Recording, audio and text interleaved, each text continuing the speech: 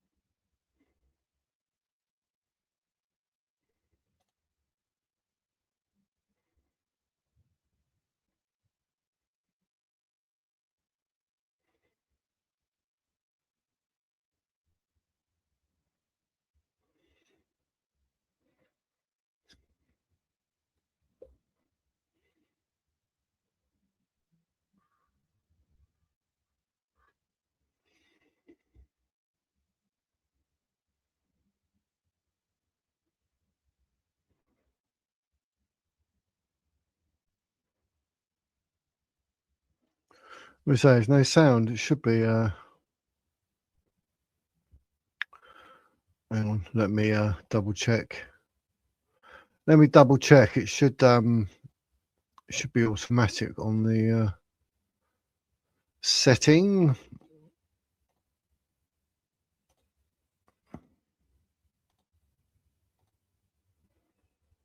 Listen, listen, and a couple of hours ago they were training, and then they bring them up and go, look, we've got a real one. We've got a real one. Get in the cars, get in the cars.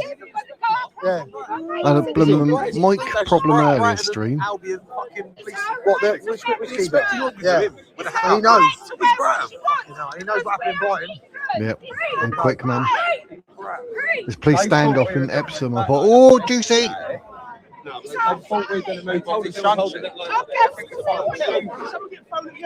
Oh, well, early on. Yeah. What's going on? We all got a few eggs. Yeah, sounds back. Happy days. Good Bill. Tide is turning, yep. This is Danny Tomo. Subscribe to his channel. But did you notice earlier my audio? Pleased to get an egg I don't at the think my moment. mic was working earlier. That's it. Luckily you all heard me all right. A few harmful. It's only a few eggs. But I like Danny Tomo, but Only kids. I don't know, they got no evidence to arrest anyone, the copper said. But I'm waiting for any more updates, would be nice. So yeah, it would be nice to know. Absolutely tragic, and this needs to happen frequently until we get answers. This must happen frequently. We are going to set up a Facebook group, something along the lines of Cobra says no, but Epsom says no. So you can all find out when we're going to do this again. And this must happen frequently until we get answers. Process don't work. Don't work, mate. We're done with process, mate. We're done with process. Because of this man. We're done with process. Nah, because of you lot, man. Because of you lot. I see your thing about 4 o'clock. Nah, don't be silly, mate. Of course, mate. Of course. Off, go on. Off your pop. Right, chase him down. Let's go. Going back. Yeah, Danny spoke to a copper earlier.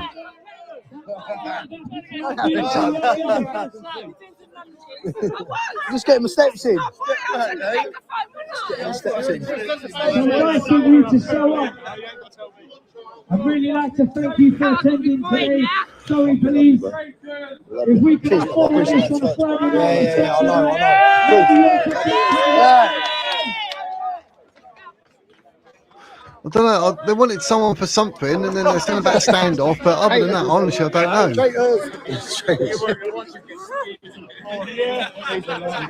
All 20 of them traitors. Well, we're trying to listen. Danny spoke to a copper saying that they All they got had no to do is tell the evidence or truth. camera or something, CCTV. I don't know who they were Traitor! actually after. Traitors! Traitors! Traitors! Traitors! Traitors! Traitors! Traitors! Traitors! Traitors! Traitors! Traitors! Traitors! Traitors! I can't be asked with all that. Maybe it's my age. I just couldn't be asked to be there. I don't care. Like all that rubbish. It's not going to do anything. Maybe get yourself arrested or something. But I totally understand why they're doing it. Oh, hello, they got a drone. Hey! Oh, that Only a sounds water like. bowl. I'm Larry. Yeah, I like. Starmer's a wanker. Keir Starmer's a wanker. Keir Starmer's a wanker. So what's that going to do? Keir Starmer's a wanker. I get why they're doing it, but there's ways of doing things. Starmer's minions. The police are useless, but they're people like you and I doing a job. Is that the one, the crazy one from earlier? No, it's the other one. Another one. Yeah, it's like that, isn't it? Did someone just shut that racist? Something like that.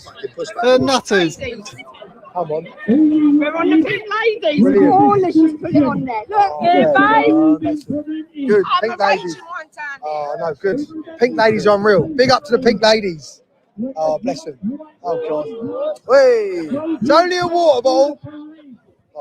Just don't throw nothing in it. Just be adults. Nah, don't be I like Danny Tommy. He stands up for a lot. No. And I understand why people do it. Saying about me. I'm just not in the help or whatever. I'm in my age just to do it. But What are you saying to him, mate? Okay.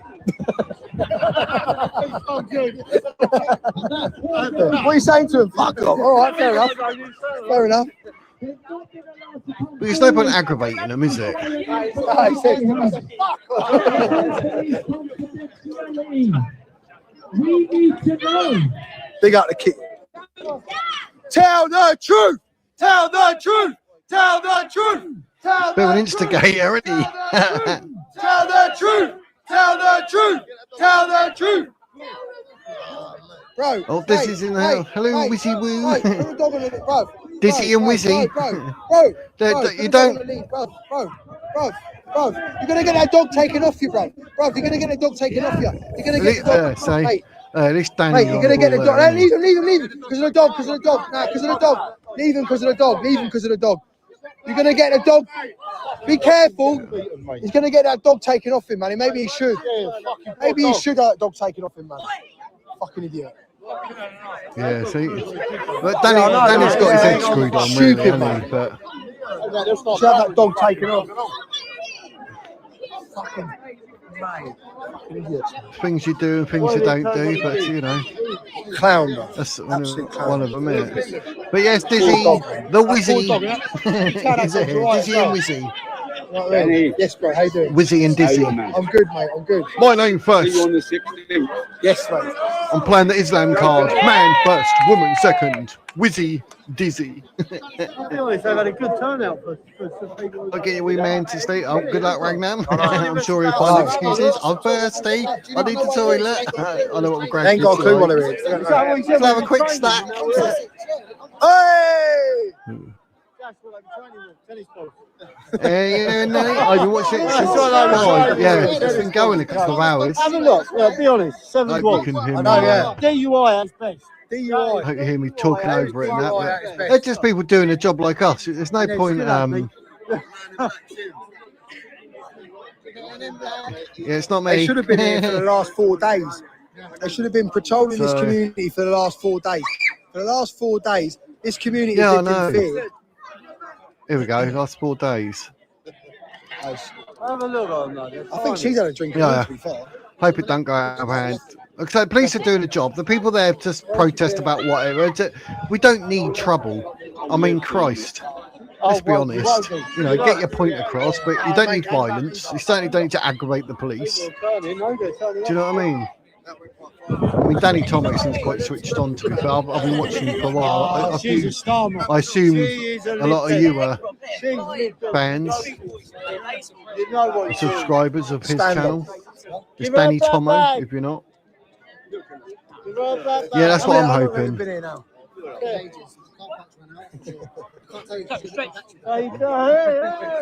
7 o'clock. So 2 hours. 2 hour standoff. Doing the right thing. That's what's right on. Hey.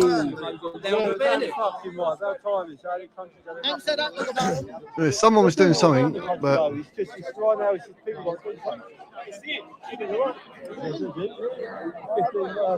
yeah, what's the time, Mr. Wolf? Yeah. I want to explain what's happening right now for anyone that's just tuned in or not understanding. This was done within 5 hours. This went out, I think actually, sorry, it went out last night. This is about sending a very clear message to a gentleman called Tommy Pierce, who is the borough commander of this town.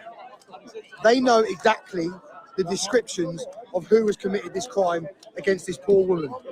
And what they are doing is they are dragging their feet, not giving the community the information that they need. By the church. Because they know what will happen if they do. Methodist church. There are pictures going around, but I wouldn't be getting drawn into it. The reason everyone is here today and still here after 2 hours is because what's happening right now is standing the ground. It's a long game. This ain't about rushing in and getting the old Bill to fight back, getting the police to rush in and start hitting people. All these good men will end up in prison. They're all end up arrested. We've got a 16th of May to deal with. Ain't about now. What's happening right now is exactly what needs to happen. Look, English and British men, look at them. They've been here for 2 hours, standing their ground. They ain't moving. And the only reason they haven't charged anyone is because these lads have done the respectful thing and stayed still, stood their ground. There's a time and a place for what needs to happen, and today ain't the time or the place. Simple as that. It's simple as that.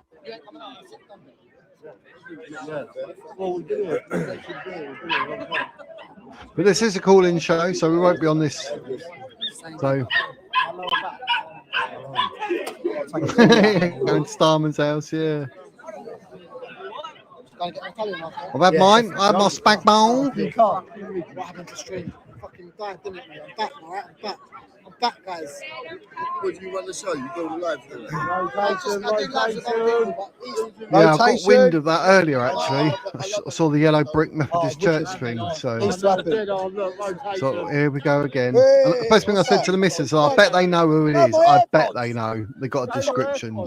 Have no description. The victim would have gave the description.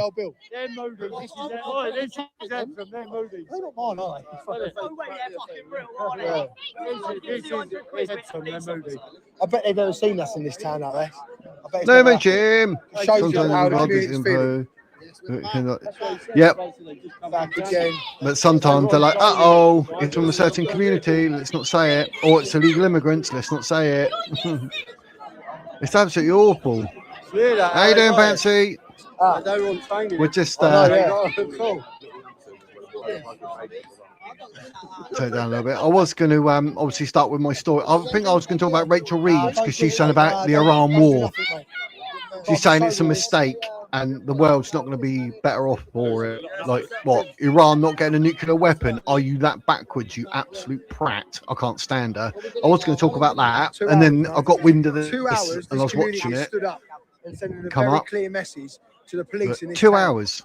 That's what they're doing. They're sending a very, very clear And then message someone to said the police about in it this town. in chat. All they want to know is who's like, committed this crime. Have you arrested them? And if you haven't, why not? And we need a description. They need to know what's going on. Yeah, but they're doing the same with Hull. So silent for 4 Grooming days. gangs. That's Oh, the yeah, reason we why found everyone's doing no it. evidence Women, to children, and the men of this warrant town. any And arrests men in from all that. places When around. it's blatantly going on. It's disgusting. And people say, well, you just stood there. We stood here standing our ground because we've got a long road with this. The 16th of May. That's when the real Epsom. work begins. EPSOM. If they start charging Epsom. now and getting nicked, what's that going to do? The victim will be spreading Put them with. in jail. And then they won't be able to turn up on the 16th. Oh my, really? So they silence the victim. That's the truth. Wow. Yeah, that. Wow. Epsom, yeah. Thing is, this will put. Yo. Don't egg them on. How you doing, Cherry? Hope you're well, mate. Yeah. It looks that way, mate. We're going to start reacting accordingly, aren't they? That's his mate. Pete just wants everyone to go home. No, thanks, guys. Appreciate your time. Rachel Reeves. No. Yeah, that's it. Look at his head, look. He got done straight in the peanut there. Sorry, mate. Oh, look, all the kids are kicking off now. It's going off. All the kids are turning up. You don't need trouble, put it that way. Future Patriots, all in it. Go on, son. I know, calm down. We don't condone violence. I don't want to get the kids in. My man got eggs.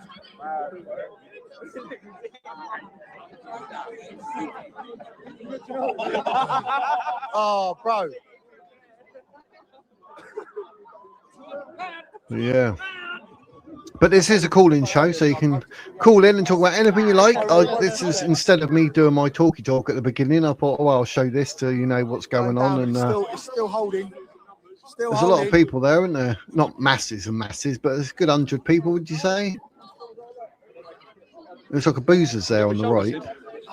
They've got a drone over the For anyone top. that's just tuned in, basically what's happened is on Saturday in this town, a young girl, 20 years old, was walking home from the nightclub. It's just around that corner there, and she was brutally gang raped by 4 men. They have the descriptions. They know exactly who's done it. What they're saying is they don't know the names. Now, there's only a couple of reasons why they don't release the information the way they should, and we know what that is because they know what will happen once it comes out. And the sooner they realise that they're just going to have to tell the truth at some point. This community the women in this community aren't letting their kids go out after school. The girls aren't walking their dogs. The women that are going to work are scared, and the husbands are telling them to come straight home. Don't walk anywhere.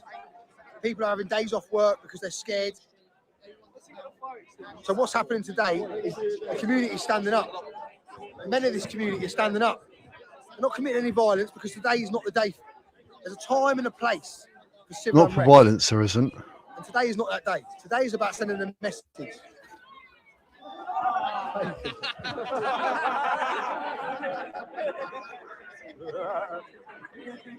Bacon and Eggs and eggs. bacon. Starving. A lot of bacon. Because it's a long game. Anyone that wants to know why it's not going, it'd be nice for you to all watch all these lads getting kicked off, everything kicking off, and all these good lads end up in jail cell tonight. That's not going to help anyone. They'll all be banned from going to this May the 16th. They'll all end up at work, their kids, their wives. So there's a time and a place. This isn't the type of group in the numbers that we need on the 16th of May. That's a completely different ball game. Completely different ball game. But this is what needs to happen every single time. People need to rise up, bring the place to a standstill. We have now brought this whole community and the back end of this community to a standstill for the right reasons. It's on the news. The police officers are talking about it. Everyone's talking about it. That's what it's about. Because when it comes to the real time, where it needs to go the way it needs to go, people know what the crack is. Simple as that.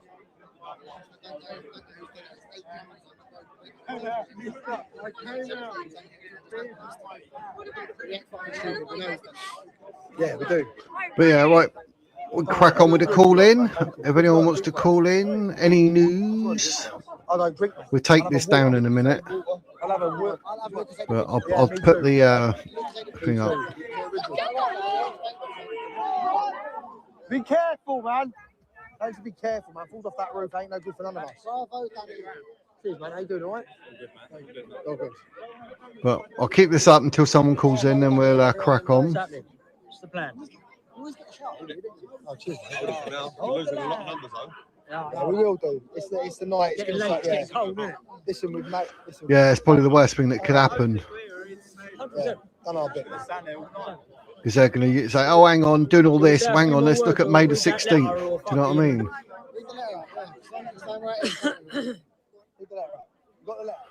So, yeah, it's not good. Yeah, another life ruined. It's all we ever get. That's all we ever see on X. It's posts like illegal immigrants and from a certain religious group. So, But the sooner they sort this out, the better, really. IOC, I'm guessing that's something to do with like. It's bloody awful. People saying that women should be escorted everywhere. No, they shouldn't. Women have the right to live in a safe place. Remove the danger. Yep. That's it. I mean, if the police actually know these people, they should be arrested. And then obviously they can, once they've been arrested, they can actually release the names, ages, and obviously what religion, and if they're actually legal or illegal, you know. I assume there's a process. But yeah, literally the worst thing it could do is kick off.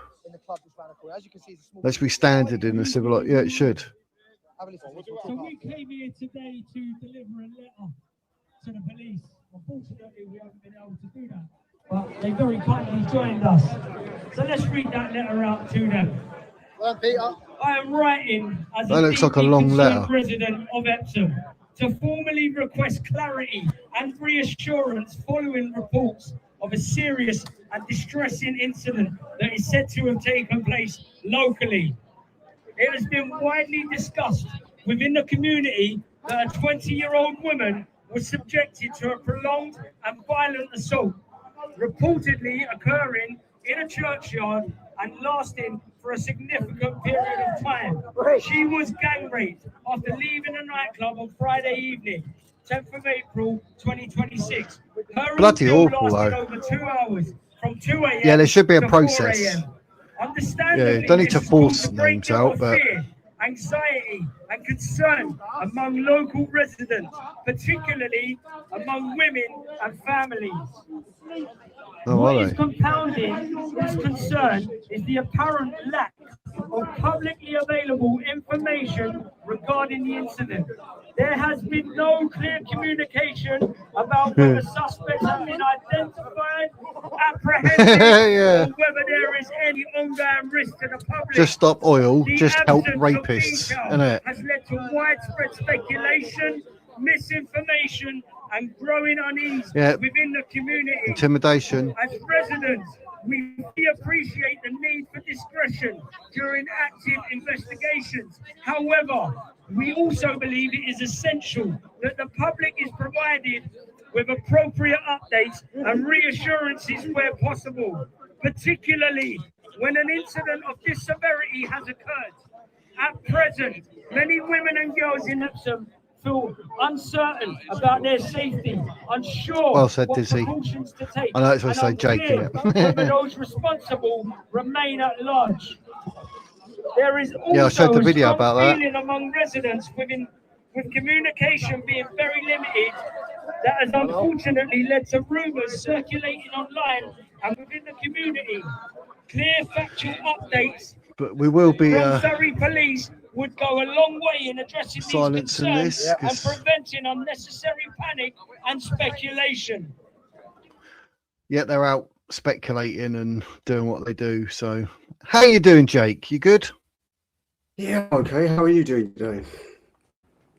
Living the dream, mate. Living the dream. Oh, living the dream.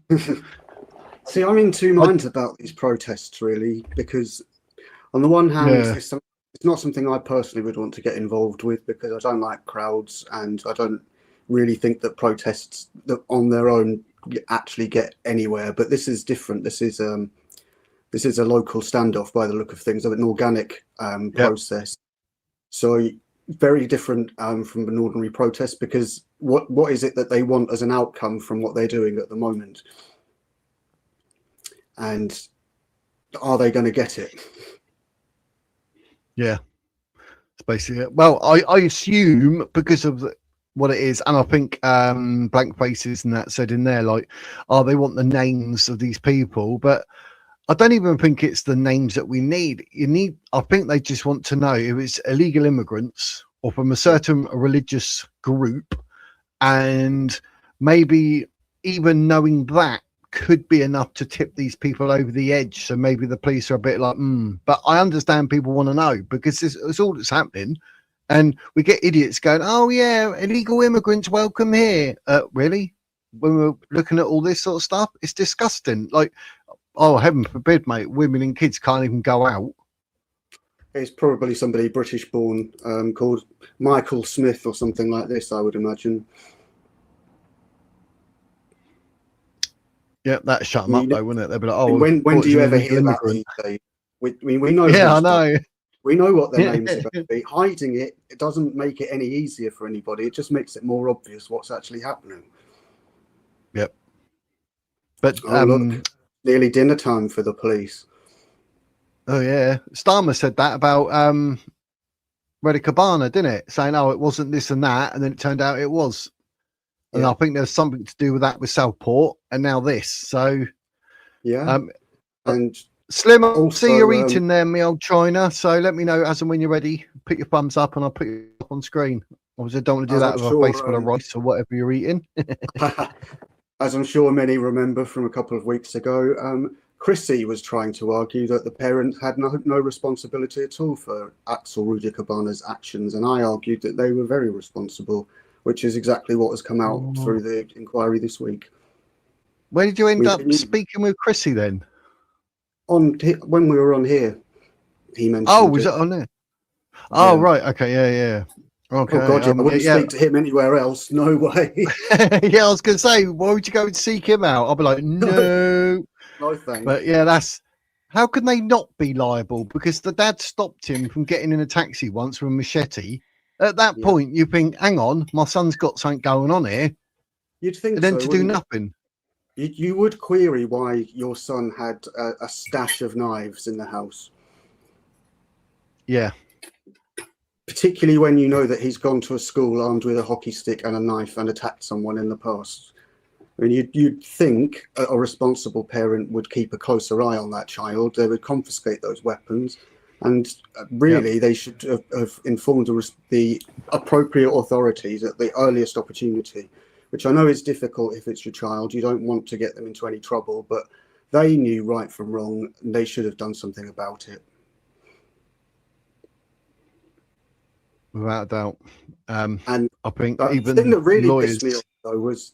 Sorry, I just wanted to mention very briefly the other thing that came out from it was that the head teacher had actually come out and said what a risk he was as well, and even that wasn't given consideration. And that really did anger me, that part, because that just goes to show they knew exactly what was happening, and the authorities, and they just chose not to deal with it. And we know what the excuse would be, because they didn't want to inflame any racial tensions. Yep, that's basically it. I mean, I don't know.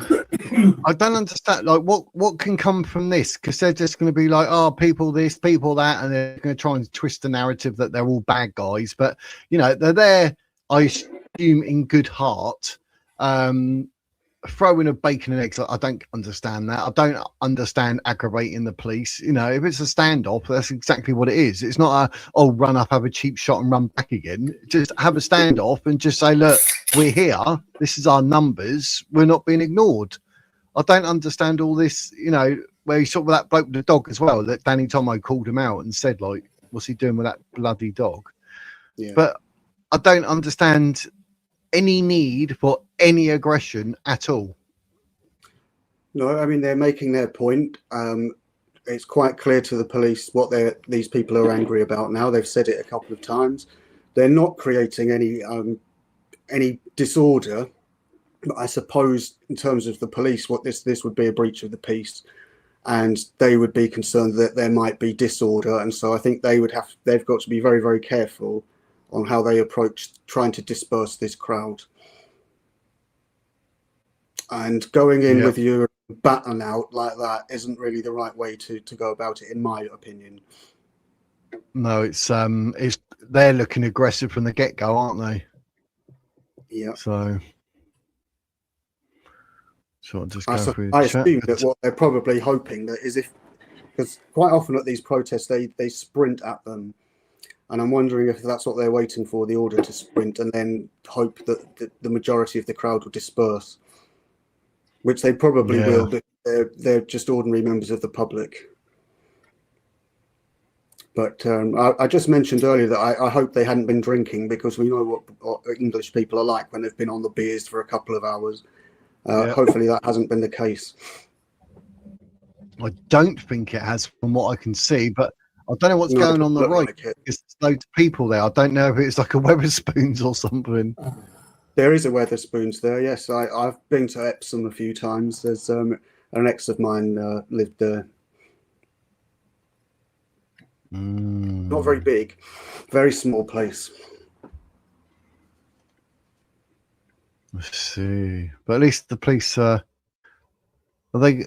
Oh, there's a bit of a gap between them now. Between the police and the police behind, but I mean, could they just not like sort of keep walking back and then disappear? But well, I suppose from their perspective, what they want to do is to disperse the crowd so that the peace will restore. How they do it, obviously I'm not a police officer. I've never worked for the police. I don't know how they would approach this. Yeah. Right. Have we all seen enough of this then? I'll take it down because I've got someone else coming up and there'll be 4 of us. So we've seen the bit. We've got Kelly from Blank Faces, all wearing a Blank Faces cap. Ooh. Oh yeah, merch. Yeah, coming merch. soon. I'm not wearing any merch. House merch. Right, Slim. Yes. You haven't spoken yet. What are your wise words this evening? What do you want to talk about? It doesn't necessarily have to be that. I don't really care what we talk about. I would like to be involved in whatever. I'm here making up a little bit of space in the corner for some airtime. I'm here as filler. All the stuff you stuff in the crack and paste, and then you stick a wee bit of plaster over the top of that. I like Slim. He's very honest man.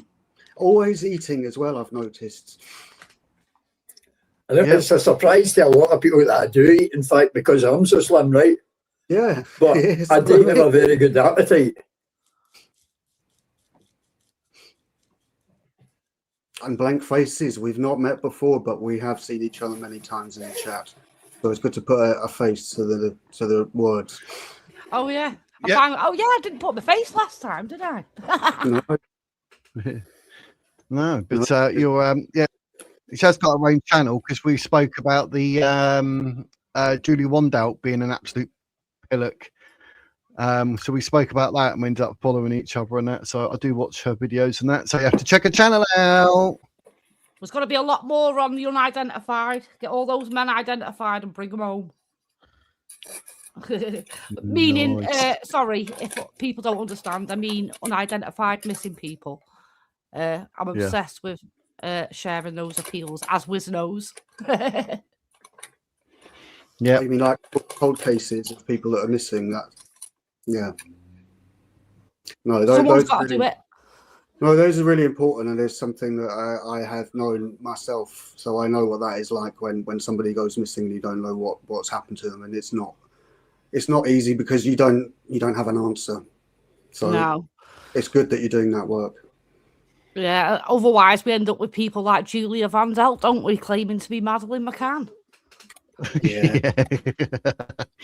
I had someone tell me the other day that she is Madeleine McCann. I was like, mate, they actually said in the court and said at the proceedings, but before we proceed, we are all established that Julie Wandout is not Madeleine McCann. And the court went, yes. And he's but I banned bloke from the channel in the end. I can't be asked with it. Yeah, I got more chance of being J-Lo. Sorry. No, not at all. No, I think that we're all guilty of doing this, which is that we all tend to think that everybody thinks the same way that we do, and it always surprises us to learn that other people don't think the way that we do, and it is not always a nice surprise, and it's important that we do have these different views because that can help us to change the way that we think and maybe see things differently, or at least if we don't see it differently, to appreciate the way that somebody else might put that, their thoughts. And obviously, if they're wrong, then you can criticize them for that. I do like Guinness, although I don't drink, but I do like Guinness. Yeah, It's only because of the medication. That's the only reason why I don't drink. So, Meggies. Same here. Yeah. Same here. Same here. I've got a lovely bottle of gin over there that I've not touched. Yeah. I mean, the smoking I carried on, but the drinking, no, that had to go. I will say I drink far less than I used to at one time. When I stopped working and had less purpose in my life, my bin outside was completely full. Yeah. Full of glass bottles and tin cans. Yeah. I was actually living a fluid diet for quite a while. Yeah. You think you do when you're working. I think the pressure can be a lot. Certainly when I was working, that was the time when I was drinking quite a lot. Yeah. You know, it starts off just on a Friday, and then it becomes a Friday and a Saturday, and then this Wednesday I'll just have one, and then before you know it, it's every day. I think for me it was actually shortly after retirement that it kind of peaked, and somebody else noticed it and told me to nip it in the bud. So do you think that was perhaps not having a structure maybe that led to that? Definitely. It was the first time in like 35 years that I hadn't been getting up in the morning and going to work. Yeah. So. Yeah, because you were quite young, didn't you? 15. I was actually 15 when I started with a multinational company. Yeah. So that must have been really difficult then, when you've always had that stability, really, isn't it? Although I worked shifts and such, like, you get used to a situation where you're required and you know that you can't overdo things. Yeah. At any time. You know what I mean? So you really have to moderate everything you do. And then you get up. It was actually the 1st of April, incidentally, that I got my last day in work. I was sent home on the 1st of April. And it was a strange sensation walking through the car park knowing that I would never be back in the building. I can't even explain it. Do you think it was perhaps a grief for that life? To some extent, there was an element of fear as well, because they told me I was getting a pension. And I kind of thought,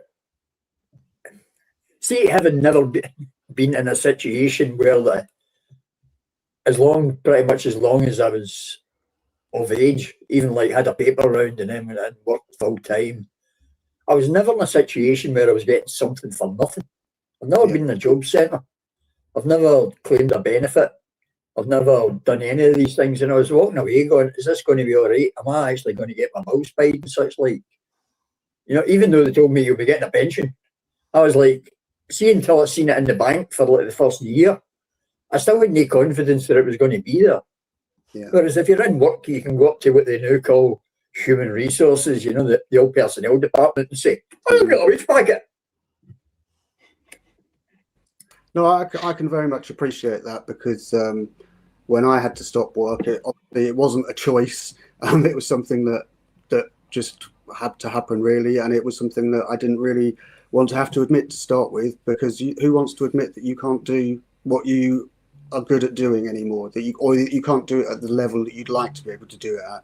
It's a very difficult thing to do, and you do lose a lot of stability when that happens. And you just prefer sleeping, be honest. I do prefer sleeping, that is true. Like sod work, I could sleep all day like everyone else. Well, I actually sleep much better now I don't work, so I've got to say I sleep a hell of a lot better because I don't have any of the stress.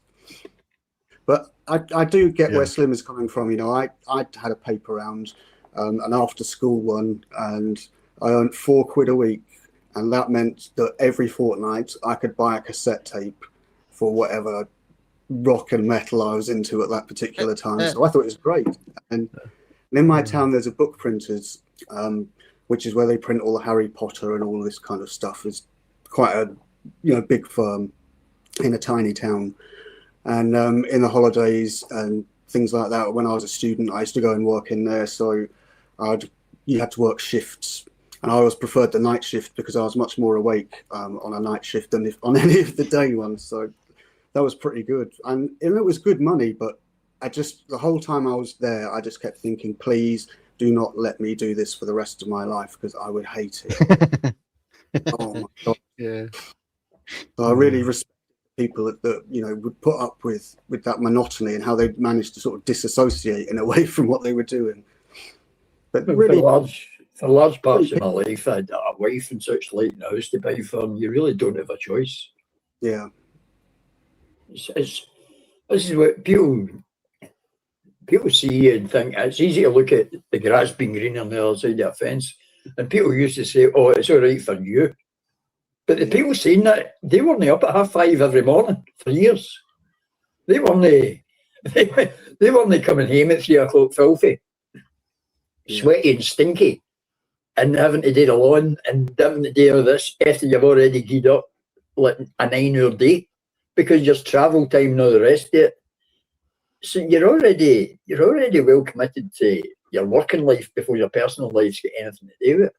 And those people, they got up and they didn't have to do anything. In fact, most of them didn't have to. In fact, I can tell you that from I've been 15-year-old, now 59, that there are people still standing on the same street corner that they were in 1982. Bloody hell. Yeah. Still standing there, still doing the same things. Whereas in cheapo bottles of cider, it's just, they've had no life as far as I'm concerned. Yeah. But they think I'm a mug for working. Oh, I can understand what you mean about when you come off work. I had a paper round as well. I had multiple paper rounds to try and earn as much money. But I can understand what you mean about losing yourself when you come out of work. You feel it's like you pace everywhere and you can't settle. And you just fill that time with whatever relaxed you before, and then that becomes a big problem. And then you can't regulate yourself. It's very hard. Yeah, I think you become institutionalized, in fact, because for like the first year after retirement, I've been retired about 7, 8 years, 9 years now, right? And see for about the first, in fact, it's more than that, it's 11 years. See for the first year, I had this horrible nervous thing going on where I kept, every morning I would wake up and think, oh, I'm late. And I was getting in a panic. And I actually get ready for work on quite a few occasions before I remembered, wait a minute, I don't work anymore. You know? It is institutionalization, though. That's exactly what it is. And certainly the thing that I hated most of all about work was the bloody alarm clocks. All 4 of the ones I had to have to get up every day. I hated it, bloody things. I just wanted to smash them. In fact, some of them I did throw at the wall in a rage. But no, I just didn't really realise the sort of stresses and a bit like Kelly was saying, really, the sort of the persona, I guess, that you have when you're at work. Because you're not at the version of yourself that you usually are when obviously when you're not at work, you're a different person, and that role is very, very important because that's that's your public face. And then when you don't have that anymore, it's very difficult to just have the private face. And what I think is important is to try and find a purpose. And I'm very much of the mindset that there are 3 things that we need to achieve sort of relative happiness, which is security, identity, and purpose. And I think if you have those 3 things, then that's a good baseline for happiness. But if any one of those is missing, then that can lead you to have serious problems. I agree with that. And I spent a long time thinking of those 3 words as well. It's not just something I came up with just then. It's something I've thought of for a long time. But I think they're really, really important. So, by security, I mean things like owning your own home, for example. Not necessarily in terms of security, like, having a big Alsatian or something. But I get what you mean about identifying yourself, knowing who you are, because you do kind of lose your identity, don't you? You do, absolutely. And I think you've put it in brilliant words, because I didn't realise that I might be having a bit of trouble identifying who I am, even though I'm trying to identify others. But that might be one of the things that's plaguing me. I would guess so. I wouldn't want to pry into your life. Obviously, you're free to disclose anything you like, but I'm not going to press you on anything. But I'm assuming then that you are working, and now that you're unable to do that, and there's a kind of a grief for who that person was, that part of you would like to have that back. Yeah. Part of you also at the same time finds it hard to think that you even were that person because it's so far away now. Yeah, I became I was during COVID. Obviously, I was working on the track and trace department, and it was so depressing.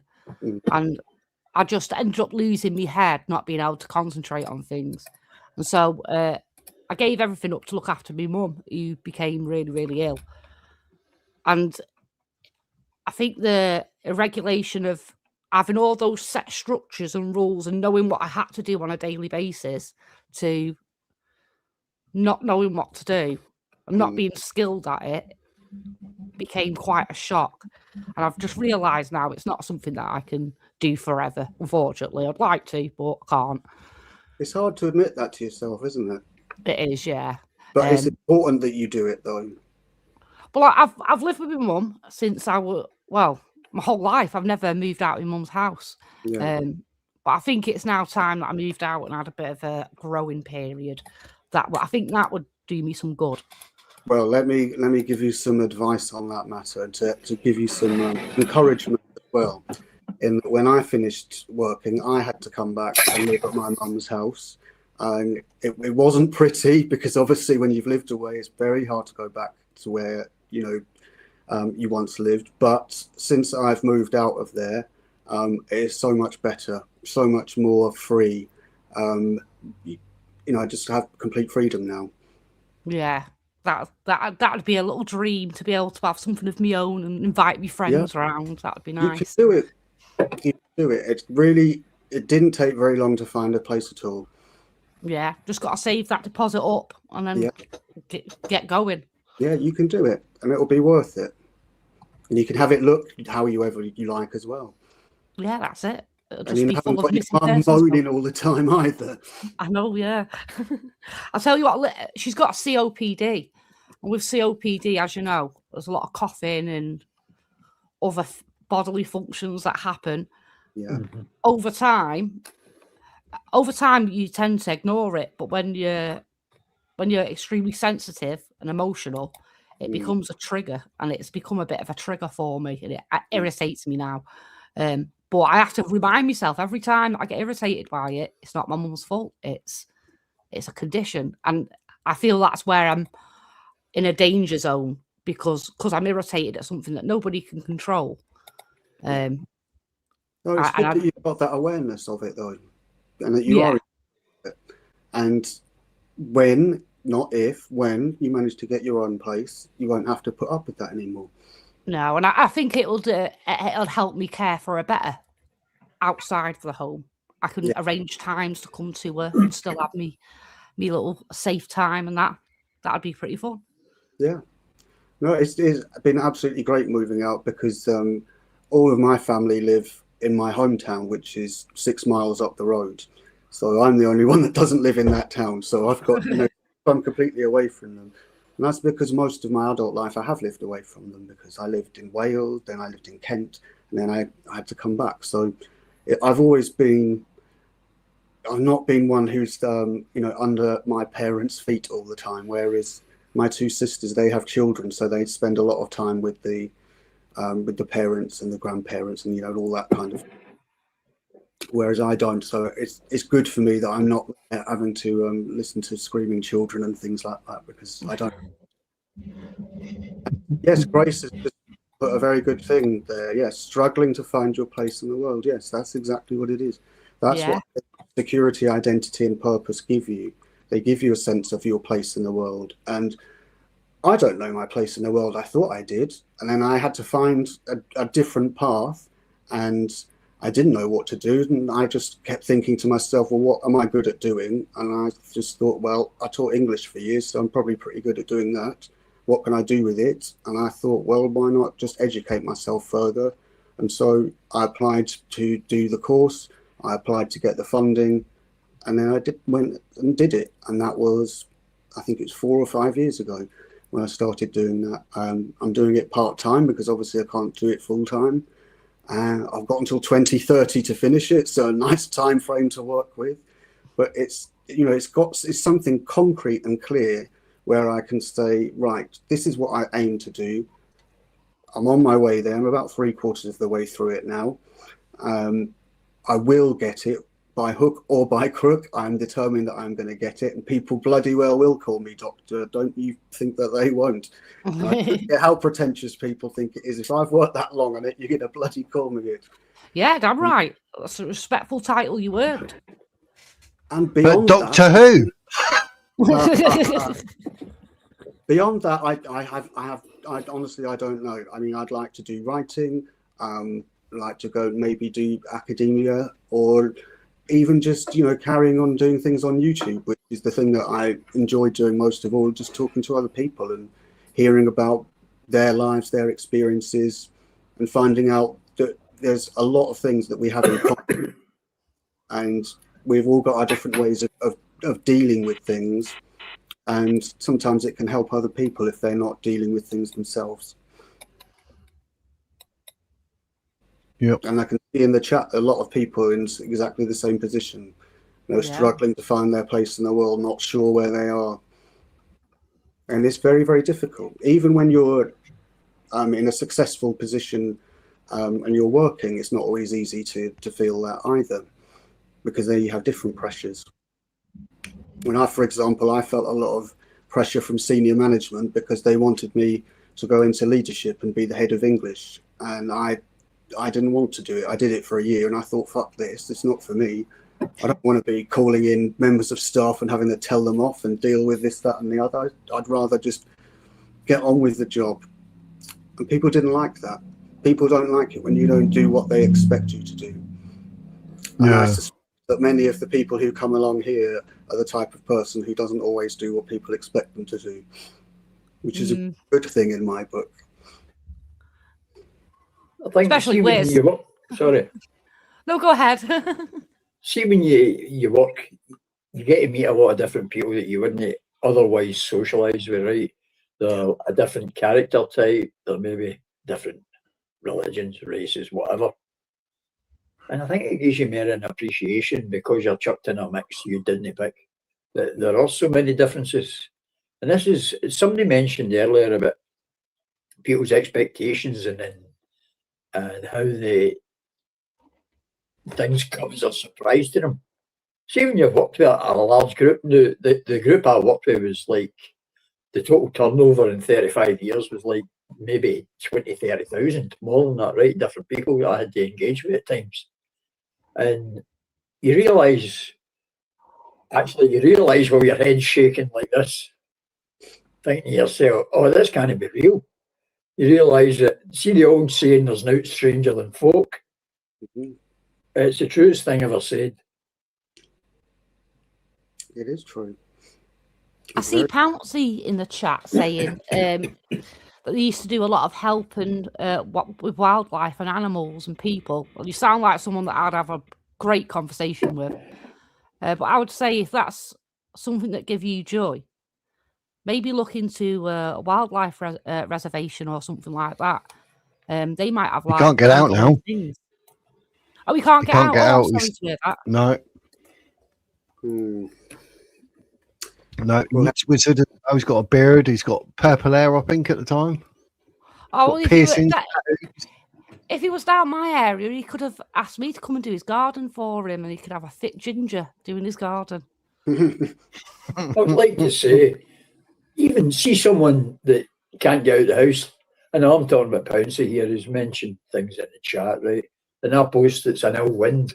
No, that's not to say he's an ill wind, but it's an ill wind that blows nobody any good.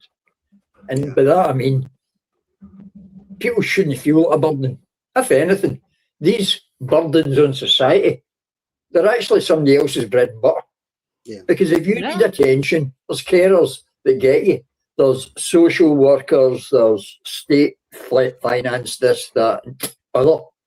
So everybody's got a place in a civilized society. That's why we call it civilization, right? So I think, and I say I think because I've got an understanding that I've had problems. You mentioned COPD there, Link Faces. I suffer from a lot of things now that I've had to be forced to retire. And I was retired through ill health, right? Only to find out that my situation was in fact a lot worse than they thought it was when they bumped me for not being able to work. So I've got merely an appreciation that we carried people for decades. And people used to have this opinion that, oh, they're just a weight to drag.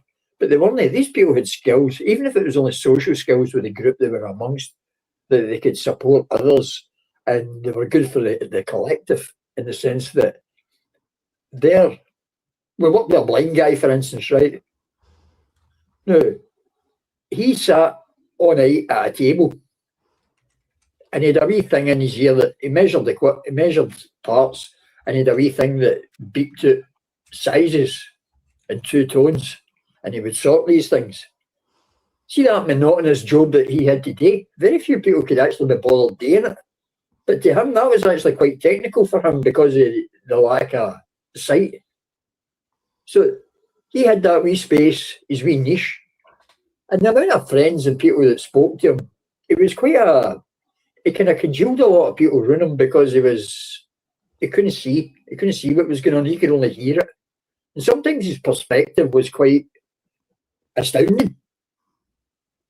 He actually stopped a lot of people that were ill-willed to each other, and he kind of brought them together at times because his lack of vision, and I'm talking about sight, it wasn't actually a lack of vision, it was just an inability to see. So everybody's got a place in a civilised society. That's what it is. These people that they try, that have been a part of it, that have families to care for or be cared by, they're all a part of it. And that's what's wrong with society now. People are frightened to step up for those because there's so many people coming in from other places and taking advantage of it and costing us a fortune. Yeah. That now all these people that do require attention, they're not going to be getting it shortly. No, they're not going to get the money there and the rest of it. I think there's a particular deficit when it comes to mental health services. I don't know about across the country, but I certainly know that in my area, I believe they are the worst, or certainly near the bottom of the table for the worst performing. It's just absolutely shit. I was very lucky though, because I was put into a group therapy session with 5 older women, but of all people. And it lasted for 2 years, and it was actually really quite good, and it did help a lot. And I hope that those women are doing okay now. So that was really fortunate. But if I hadn't had that, and the only reason I did have it was because the person leading it, the doctor leading it, was doing a research project into group therapy. So it was for help her with her studies. And in part, I suppose that kind of influenced me to think about my studies too. That's one thing I can't do, is that group stuff. Can't do anything with groups. But mental health around it is crap. It's non-existent. I thought there's there's a strange situation. I have to deal with the hospitals and that once in a while, right? And it's about being a burden, right? Now, I've got a lot of problems and had injuries and such like in the past. See, even that, I feel down about myself, thinking, no man, I'm not going to smash that, crack that, done this and chop that off, whatever, right? I go to the hospital. I was in there recently for pneumonia. I think you might remember I mentioned it at one point on here.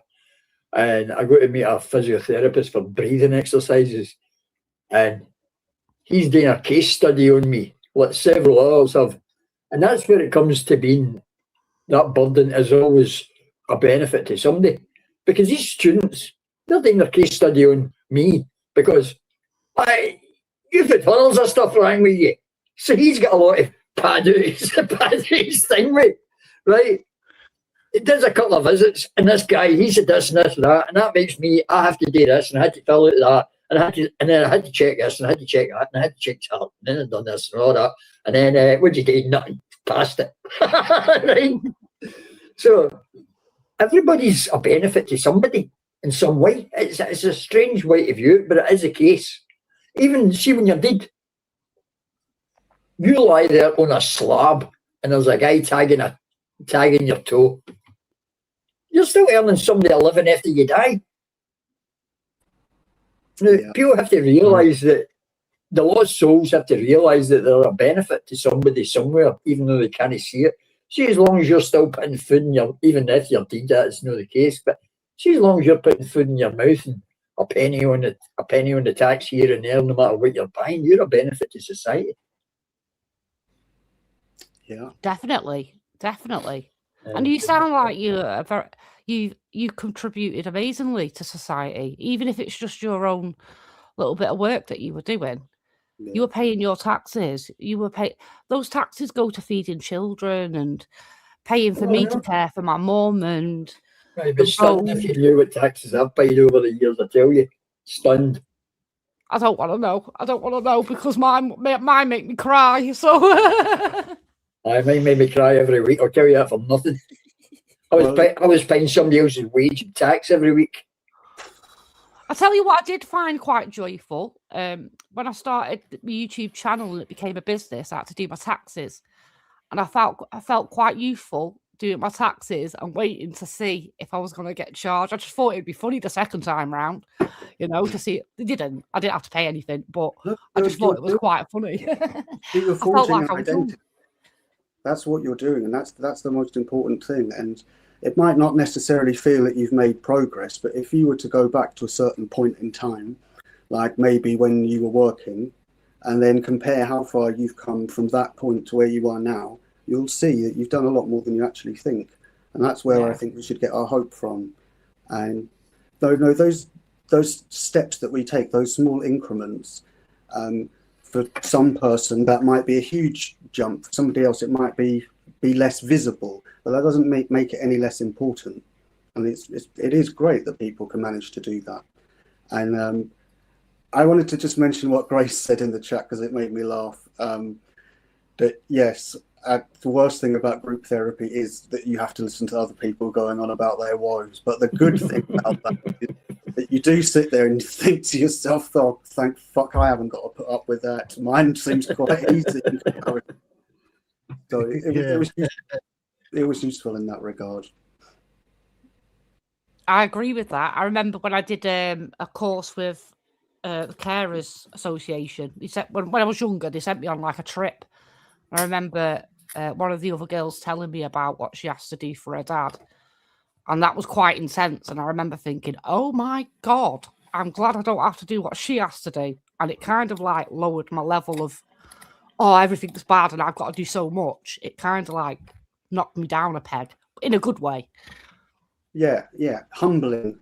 Yeah, that's it. Yeah, humbling. Yeah, we all like to think that we're capable of far more than we actually are, don't we? Yeah. And it's important to ground ourselves and think about what we, can actually achieve.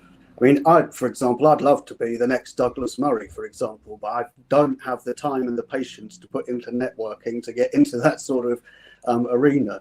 I'm sure that I could have many a great conversation with him, but getting the opportunity is somewhat different. So I look for alternatives, and I don't want to be in that level, to be perfectly honest. I don't think I'd like to have those many people watching me. Yeah, I think character is Murray. I think I'd be a bit intimidated to have a debate with Murray because he's very cutting at times. Yeah, he can be. He'd call me a silly little man. I would go all out, chav. I'd be like, if you're gonna treat me like one, I'll just be one. I'll just be loud and obnoxious. Give in to the stereotype. Yeah, why not? I can't even debate him. I can't debate him. Douglas Murray will say something, and I'll be like, "Yeah, I know." No, yeah. That'd be my I agree. Yeah, I think I would probably agree with him. Pretty much. He'd probably laugh at me. Like, mate, you're 49. You think you're a wizard? Fuck off.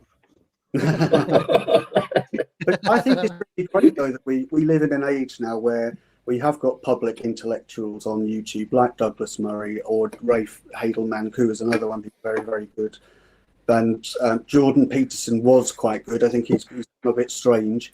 But those sort of people, having access to them, you know, all the time that we have is really, really good, because we can learn so much from them, not least how to express ourselves, because this is one thing that I think people really, really struggle with. And it's the one thing that I tried to sort of instill in my classes, was that you should try to master language, because if you can do that, there's so many things that it can help you with. And you know, like putting together an argument, or understanding exactly what somebody is saying to you and why they're saying it, or you know, looking at the nuances in language and understanding what people mean and what they say aren't necessarily the same thing. And it's such a complicated process that I think many people struggle with actually being able to express what they want or what they feel about something, because they're not used to using language in that way. For most people, their vocabulary is quite small, though.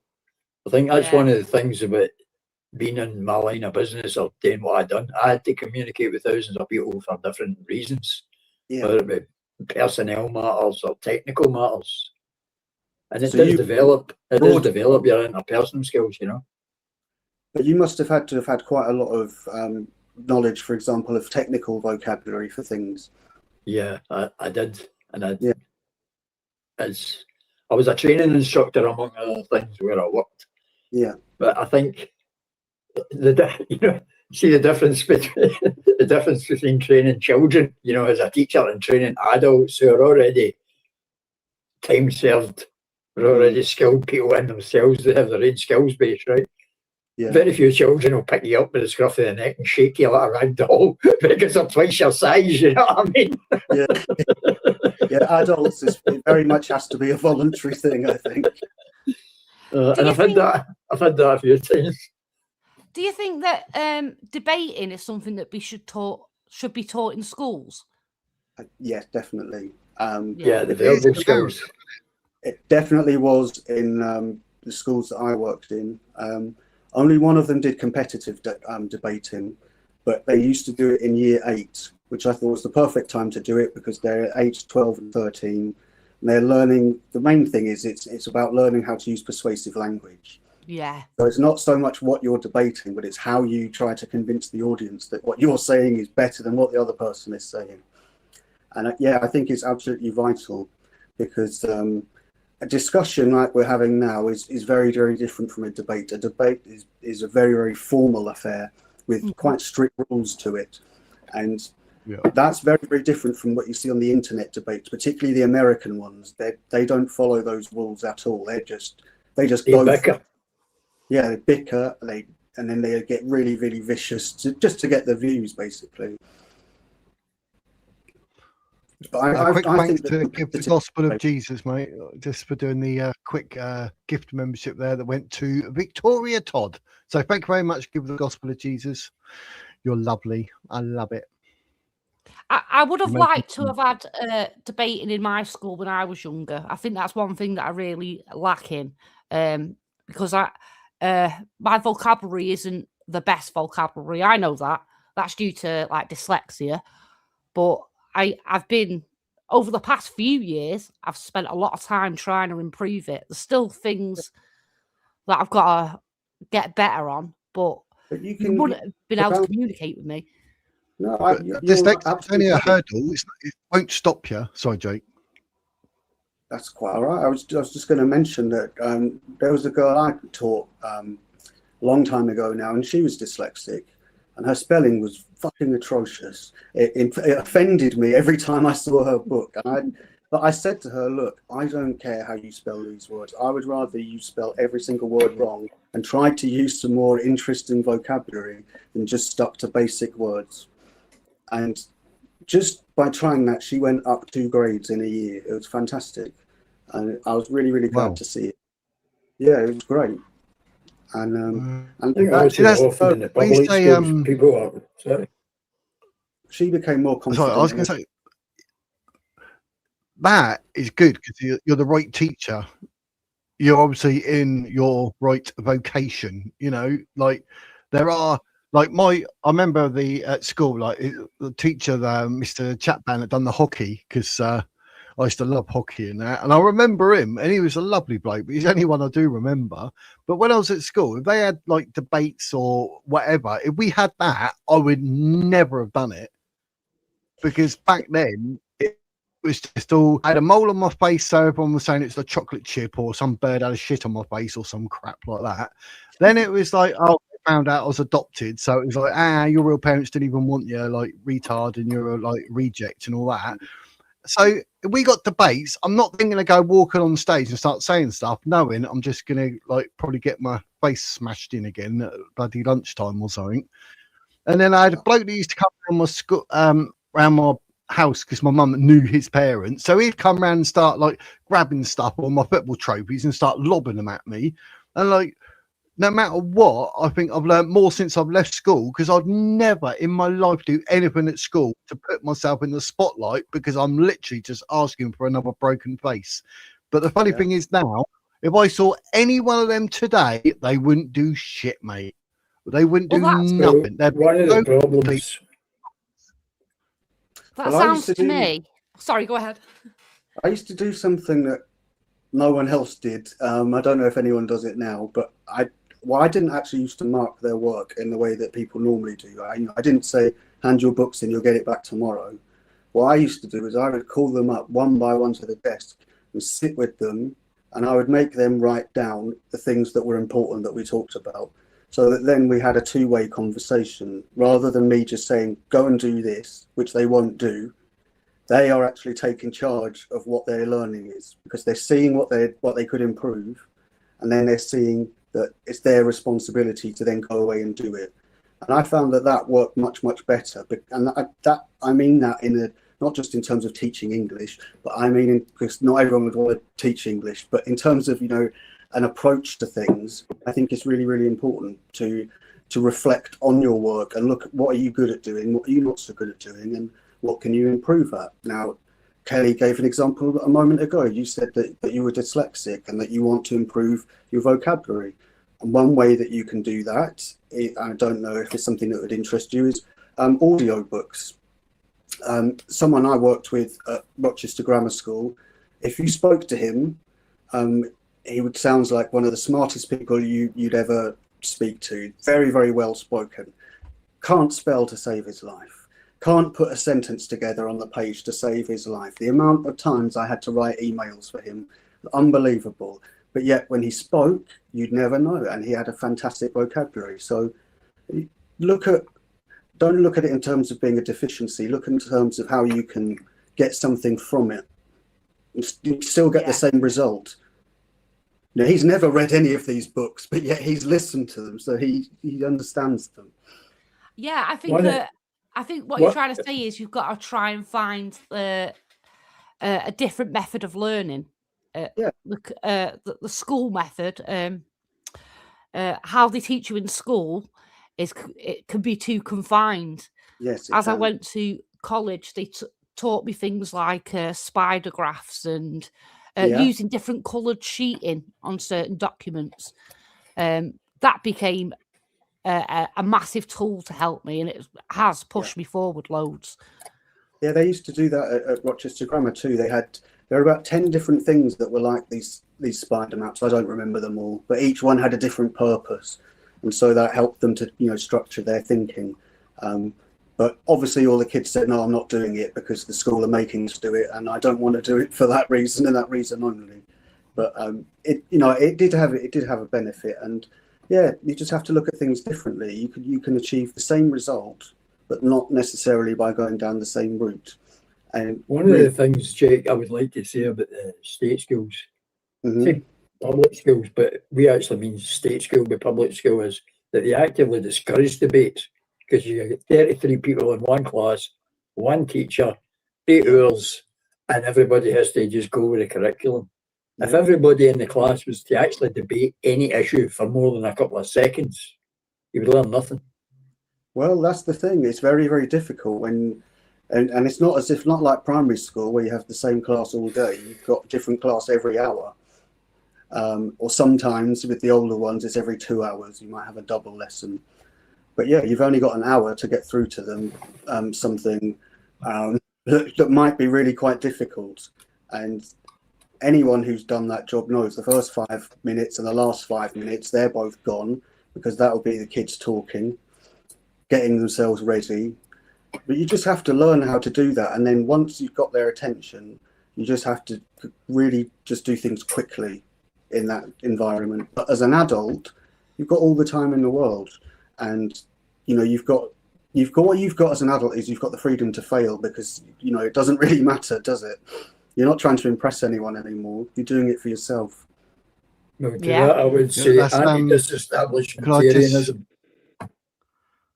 Sorry, Slim, my bad. Look, I might Slim up and I just shut up every time. Sorry, mate. Give the gospel of Jesus. That's another one. I'm not putting the last one up trying to brag it. You know, this is the second one, and it went to Haley Who. So I thought, you know, marvelous, and thank you very much. But I wanted to. Someone said something in the chat. I wanted to.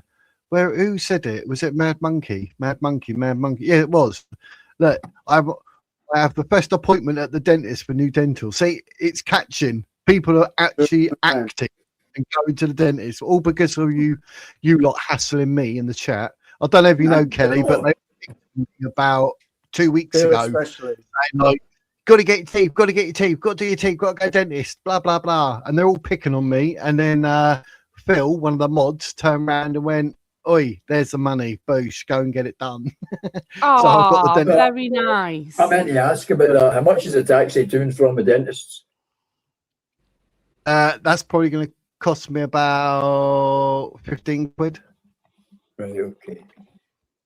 I hate taxis. It's like getting teeth pulled. How much did they quote you? They quoted me $6.5 grand. Oh no, I've got an appointment, which is they're literally going to tell me. I know I want my last 9 teeth plus 2 half teeth taken out, because I took the last 2.5 out myself. It would have been 3, but the bloody thing snapped. Oh, you're not one of those people, are you? Yeah. Don't pull your own teeth out, mate. Don't do that. I'm ruthless. But yeah, I won't do it again. Yeah. You could just look at someone money in the street and they'll do it for you. And then you can have a claim and you get some dollar in your pocket. Use it to your advantage, man. Have it on the doors, isn't it? Oh, yeah. Boosh, mate. But I think it's 80 quid tomorrow for them to tell me what I've already told them about getting my teeth out. So that's the weird one, isn't it? And then initial appointment, yeah. Yeah, then I assume I'll probably get a quote to get those teeth out or whatever. The thing is, though, it makes me nervous because I was talking to Phil, one of the mods, and that, and once, like when depression hit, my face was massive, and I've gone to hospital and they've had to drain my face, and they said like the pus was going towards my brain, and I left it at that point. It was that bad, and they said, "Oh, we might have to shave a bit of your beard to like drain it or whatever," but they didn't, luckily. But I was like, "Yeah, do whatever," and they said, like, "Why has it got so bad?" I was like, "Well, because I didn't want to disturb the missus, so I put a mattress in the lounge, and I'd been in there like maybe 6 months, like still sort of go downstairs or whatever, but my brain was shot and I didn't care, and I could feel it was getting bigger, and I was like, oh, that don't feel right. And one day my missus just looked at me and went, you need to go to hospital, that's not right. Like, it was massive. I was like, uh-oh. So they literally done an x-ray and said, no, we need to get you in like now. We got to drain that. Give me antibiotics for about 2 weeks. So don't be an idiot. If there's an issue, get it dealt with. But now, hopefully, get a quote, get these teeth out. Hopefully get dentures, and then I don't have to have this in front of my face every 5 seconds with them. Yeah. You can actually see my. You can go out. Yeah, get but dentures. It's been about 15 years. You'll be able to 15 years. But I'm going to be on the here scabbing. I'm one of those. I always say to people, like, just watch. Like, now I'm going to get people on here saying, no, don't just watch the adverts. I need super chats. I need Ko-fi donations. I need it. I need teeth. Donate. And then I'll be like, well, what happened, Reese? But yeah, I'm not going to. I can imagine what pain you're in. I had an exposed nerve. I've never had pain like that before. Never. Oh, I couldn't even lift my head off the floor. Yeah, that's pure evil, that, isn't it? I mean, there's days I had that. Having a raw nerve, that's like meeting Jake for the first time, mate. It is. It is. It's pretty. Yeah. I had root You canal. just never forget it. That was. I wouldn't recommend it to anyone. I've got to admit, when they took out one of the teeth in the back, it reduced. I didn't know I had an issue breathing until they took out a tooth, and then it kind of loosened up my nose or something. I could breathe through my nose. I was like, oh, I didn't even know that was a problem, but I can breathe now. There you go. You see, that's why you should get checked. The mad monkey seeds, good on you for getting yours sorted out. I've got a. Literally, it says, look, from someone. It doesn't say who. I wonder who that could be. Opens a can of Guinness. Opens a can of Guinness. Somebody who just popped out of the chat and might pop back in. That's meant, but Slim normally does a cheeky fiver, but this person's donated 20, and I don't know who it is. So whoever you are, I wonder if that would cover the taxi costs. I wonder. Oh, he's there. He's there. Skills. Phil, I wonder if it's you because you've done a silly name last time. Is it you, Phil? Come on, be honest, mate. You've done all those donations. But anyway, I've got a feeling it's probably. I was going to say, I don't know if you remember Jake last time, wasn't it? It was some weird name, and I was like, "Who's that?" And Phil was like, "Yeah, that was me." You could just put any name in, and it just twigged in my. I wonder if he's called himself someone. Hello, I'm I bet you £20 it was Slim. Soon as you got £20 in your pocket, I bet you it was Slim. Might as well. That's very decent of whoever it was that did it. It wasn't Phil. I don't know who's it. Yeah, but he would say that though, wouldn't he? He wouldn't want to take the credit for it, you see. Very generous. Yeah. Yeah, that's so whoever it was, thank you very much. I really appreciate it. Jake doesn't, but I do. I do appreciate it very much. There's an interesting comment that that Pat and Defiant Fox are looking at there about debating and how when you're up against someone who has an opinion, there's no point debating them. Because Chrissy. It could be Chrissy, it could be a Muslim. They're very bad for doing this. But if you're trying to have a conversation with somebody that is that strong in their opinion or an ideology, then there is no point discussing with them. Trust me, I've tried with many Muslims. Every conversation's the same. Pointless. I hate debating with people. Agreed. Well, not debating. I hate arguing with people when they ask you a question in the middle of an argument and you're like, no, it's not questions. We're having to go back here. Stop asking me questions. Especially when it's a response to a question. That's very irritating. Yeah. Very much so. It's the same as whataboutery. That's exactly the same sort of thing, or deflecting from the question. That reminds me, I've meant to mention this. I don't know if anybody watched PMQs today. I'm rather perverse in that I do tend to watch it to see what shit comes out of their mouths. But today was quite interesting because the speaker actually told off Keir Starmer for not answering the question for once. He didn't quite come right out and say that. He'd said to him, focus and concentrate, which is above and beyond what he's actually allowed to do. So that was an interesting sort of oversight that he showed today. Hopefully more people will comment on it in Parliament as well. Because others did. There seems to be we're in need of people with our voices, aren't we? It seems to be that it's so far separated now that they're ruling on something that just doesn't. It's not what we're living. No, you're right. You're absolutely right, Kelly. What is there for the white working class people? Nothing. Exactly. What hope do we have when we know, like, for example, let's say you go and you're looking for a house. You know that probably someone from Afghanistan will get the priority over you. Yeah. And that can make you think, well, I'm not going to bother then. I might as well just stay where I am.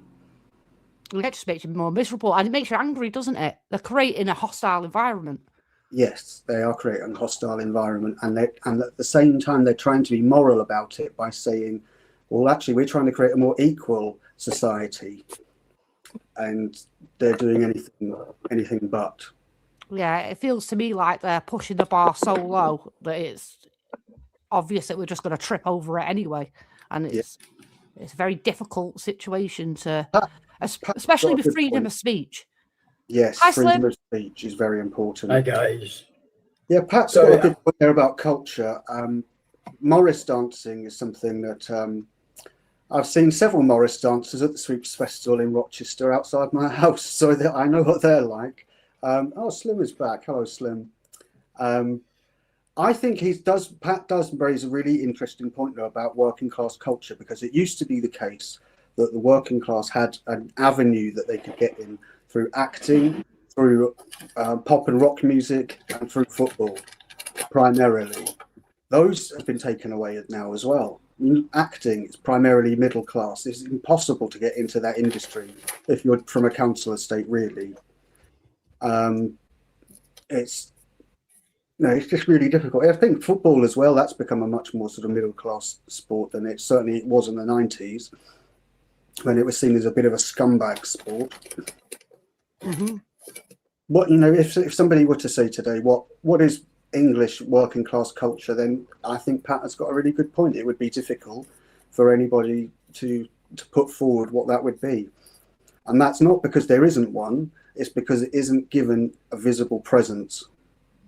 Because every other culture is supposed to be more important. Yeah, that's true. I remember when I tried to get support, they asked me what my ethnicity was, and they said there's the BAME ethnicity, and that's a whole group on their own, and the white ethnicity is on their own. And I thought, well, isn't that segregation? Aren't you segregating me from everybody else because of the colour of my skin? And where's the category for gingers? Yeah, exactly. And if you want to talk about minorities and people that face disadvantage, you've got to put the gingers in their own category there. They deserve it. Yeah, we've had it for years. No one's sticking up for us. No, nobody does. It's about time we stood up for the gingers, the most smallest minority in the world. Definitely. But you never hear that, do you? Also, another thing you never hear is, when it comes to minorities, white people make up 8% of the world's population. We are a minority globally. It's only in the West where we're the majority, and even that is now being called into question. Yeah. And it feels like it, doesn't it? It feels like wherever you look, it seems that more opportunities, like for doctors and professions like that, shall I say. It seems like the BAME community get more advantages into that than the white working class, sadly. Yeah, I think they do. I think they do now. Certainly, it wasn't something I ever saw when I was working. There definitely wasn't that sort of bias then, but in those schools. But yeah, universities would prioritise people, absolutely. And this isn't a new thing, though. This has been going on for 100 years. I mean, they used to do it at Harvard.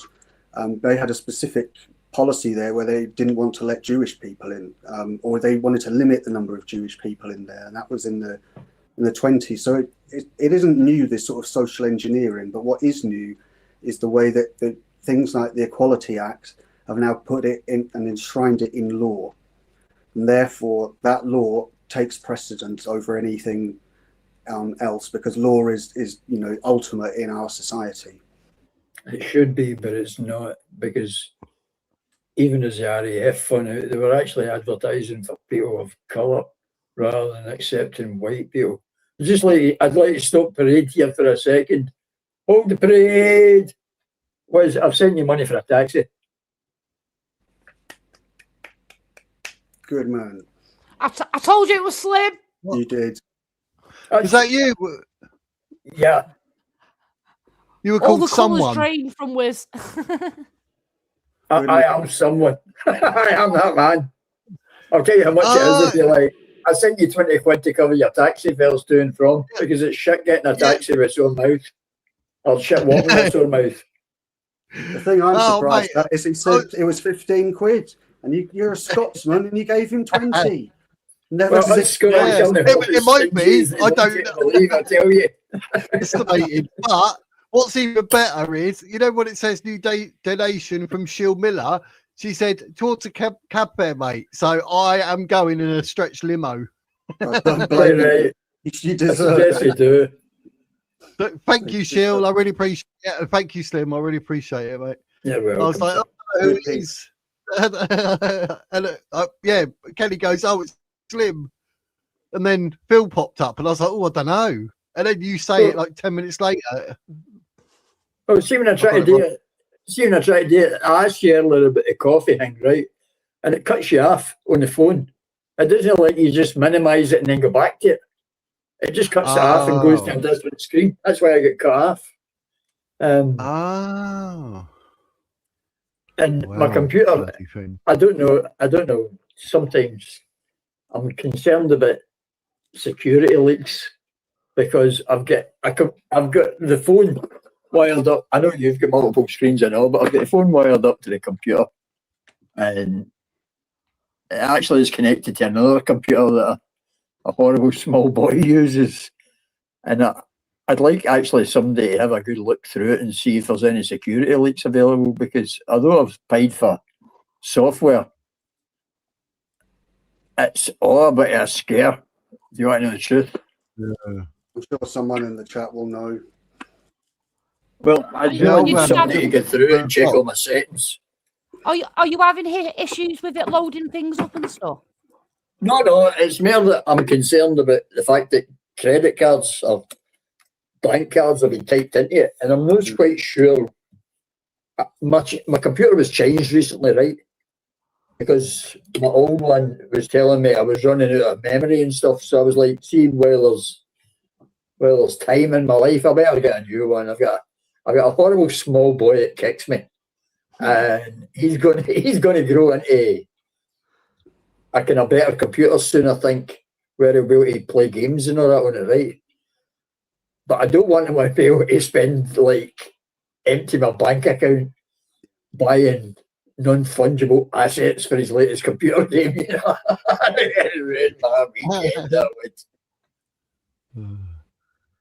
PCs are always good to buy, though, because there's a lot that he can get out of it.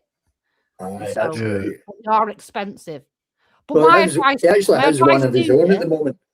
My advice to you, if you want a gaming PC, just buy yourself a decent PC and then have a look at good graphic cards, and you can install them yourself. And you'll save a small fortune doing that, rather than get somebody else just to undo a screw and do it themselves. You say that. My son bought a blooming tower. He gave me one. It's under here. I need to look at it because it was going funny. I thought, oh, this is all cool. He goes, oh, Dad, have a look at this. I've gone down there. It's white. It's got this weird opening thing. It's got all these colours or whatever. I was like, how much was that one? And he looks at me and goes, $2,000. I've just had a heart attack, mate. Don't go telling me that. I'm having another heart attack, and it's not even more money I spent. He's like, yeah, but it's like got the best this, and he started talking all this technical stuff, and I was like, I've never learned Klingon, mate. I ain't got a clue what you're talking about. And he's like, I'd be happy to get made for $2,000. Yeah, $2,000. I was like, hang on, get on my Ko-fi, donate, mate. I need some teeth. Don't be so selfish, you crappy computer. $2,000. Well, It's got 3 different screens.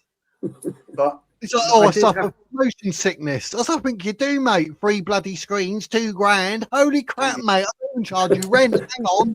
Something's going on here. I'm having a heart attack. I saw the wallet surgery. But bloody hell, mate, $2,000. There's me. I've got me brand new. Mrs. got me this laptop. Like that was 600 with an added bit of software for videos and that. And I was like the bee's knees. I was like, I've never had anything in my life that expensive. He comes waltzing in. Yeah, $2,000, mate. Yeah, $2,000. Yeah. How much money you got? What are you doing? Selling cocaine or something? Holy crap! Mine would have been cheaper if it was made of cocaine. I'm at that point now where mine is functioning, but it's definitely on its way out. So going to have to upgrade at some point. So I'm going to have to sell a couple of guitars again to do that. Bloody hell, mate! Get a laptop. I can't get on with it. I've tried. Oh, I love a love-hate relationship with my computer. I love it. I had one before that I had Windows Vista on, and it's one of the most notorious software to use.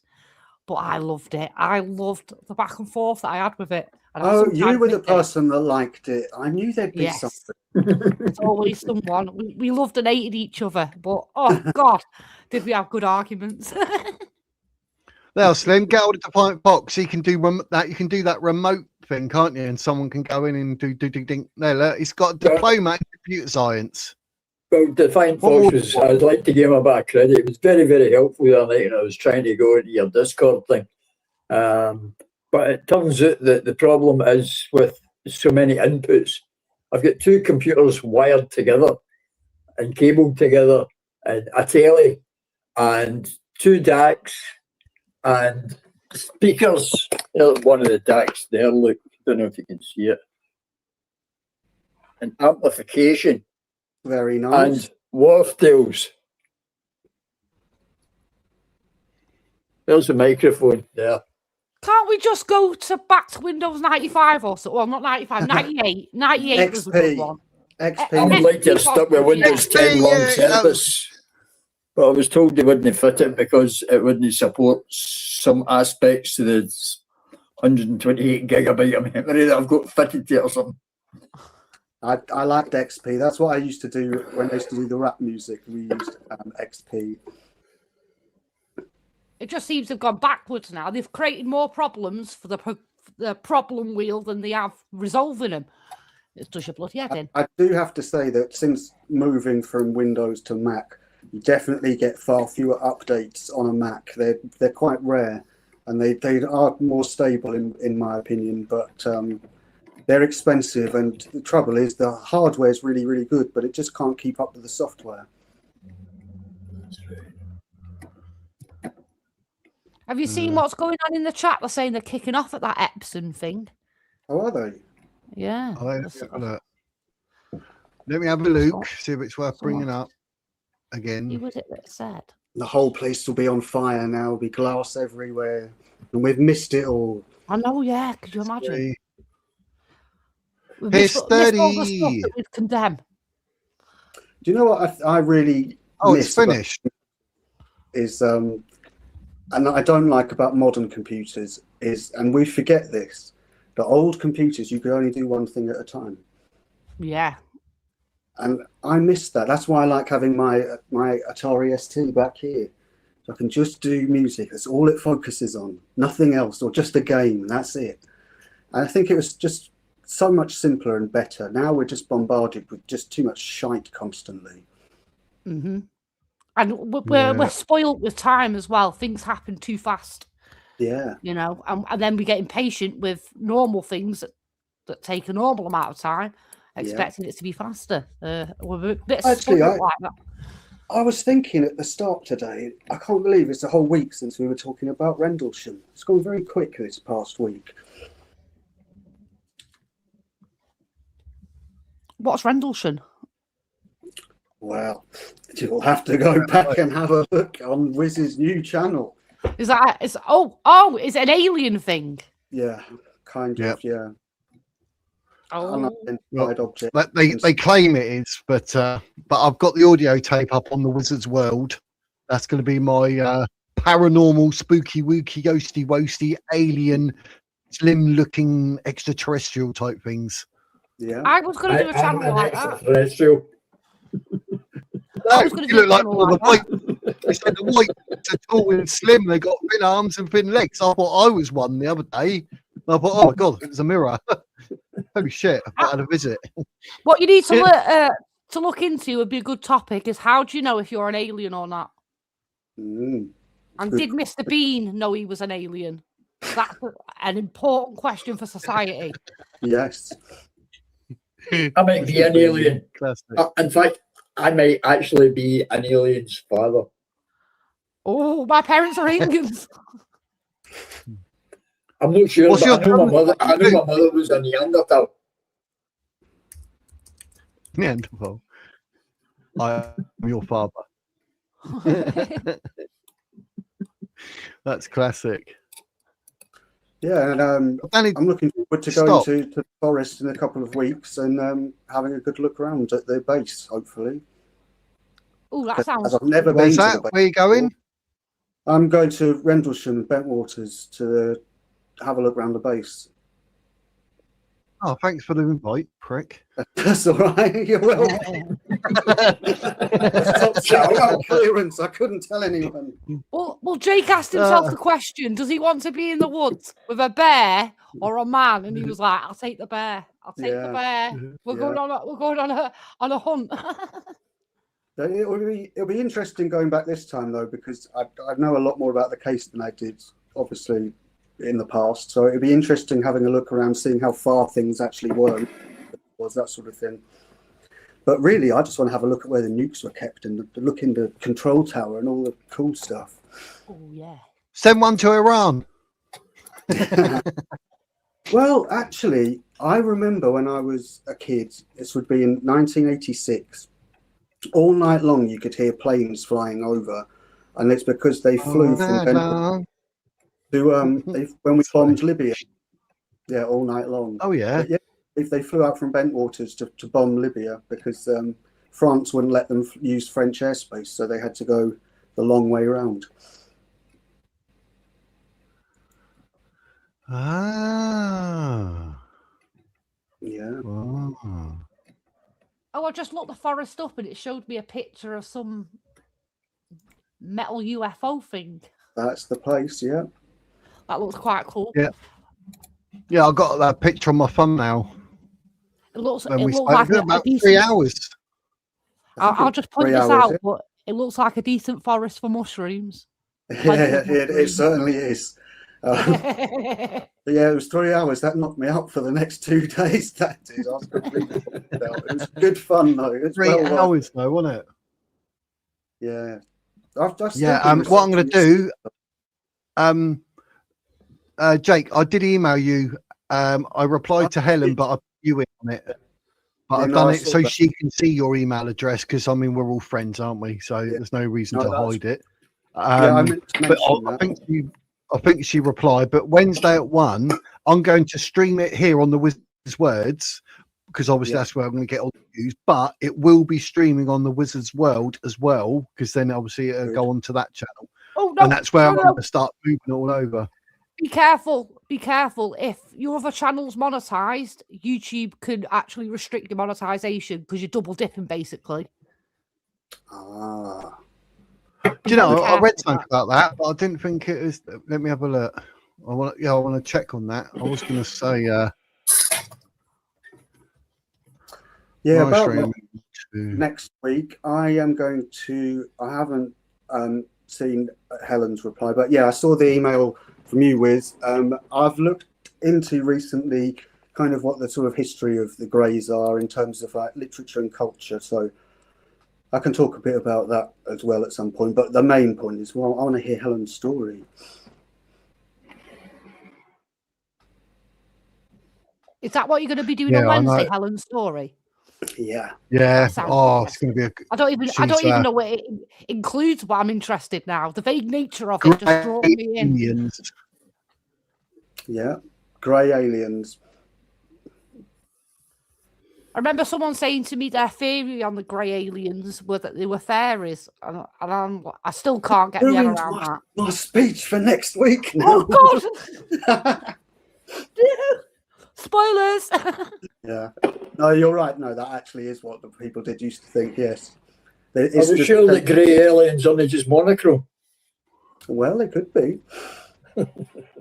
But you're right in what you're saying, though. They essentially, our belief went from sort of supernatural beings into, as we became a more scientific society, we switched it over now into them being aliens. But really, they serve the same cultural purpose. But then again, they could both be true. I think there's a very high likelihood that aliens exist. It's just another species in a different place. Genuinely highly likely, in my opinion. Especially if it's plants and fish. How weird they are. Of course, aliens could exist. Exactly. I mean, if they are here and they're hiding, the one place they would be is in the sea, where you get all kinds of weird shit. So that's where they would be. Yeah, Nessie's got something to answer for. The Loch Ness. I think that's a little bit. Yeah, UFO. Those are interesting stories. I think the cryptozoology things. I'm much less inclined to believe them than I am the alien stories because they are mostly folklore stories, and the evidence just isn't there. They're fun though, aren't they? They're very fun. They're like I want them to be true, but I don't believe it. Yeah, you're not the only one. It just makes life a little bit more interesting if they were true. It's absolutely could be 50-50 on that. Sorry, my little Google there. It's 50-50 on that, so I'm not going to bother. So what I'll do is I'll do it on the Wizard's Words, and then I'll go into the back end, and what I'll do is an edit, and then I'll put an edited version up on the Wizard's World. Yeah, you can do that because it's acts like a clips channel then. You just organise it in one place. But you can restream to different platforms. It's just if you do it on the same YouTube gets funny. And they also get funny if you try and do Rumble, Facebook, X. I've got all that stuff, but I don't bother. I'll just keep it all here on YouTube. But thing is, though, if Helen's going to tell a story, I can't do it on the Wizard's World because I think there's only about 52 members, and I don't think he'll get the views. And that sort of story needs to be like out there. Do you know what I mean? So I'll have to edit it and do it accordingly and help the other channel. But yeah, cool. Happy days. Yeah, I want to risk getting. I also have an alien story. It started with collecting mushrooms on a golf course. Oh, would you believe it? Sounds like my kind of story. Sounds like my college. Why is it always the drunks and the druggies that see the aliens? Eh? Why? Why? Every now and then we get a police officer. I can't think why that is. Yep, I got your reply, Helen. It's a great thing, isn't it? Actually, speaking of things that people can see, I don't know if anyone has seen the Starlink. If you ever see that go over, that looks like it could be an alien invasion because you've just got these lines of this white satellite dots, and they just come over in waves after wave after wave. I only seen it once, but it was pretty unnerving to look at.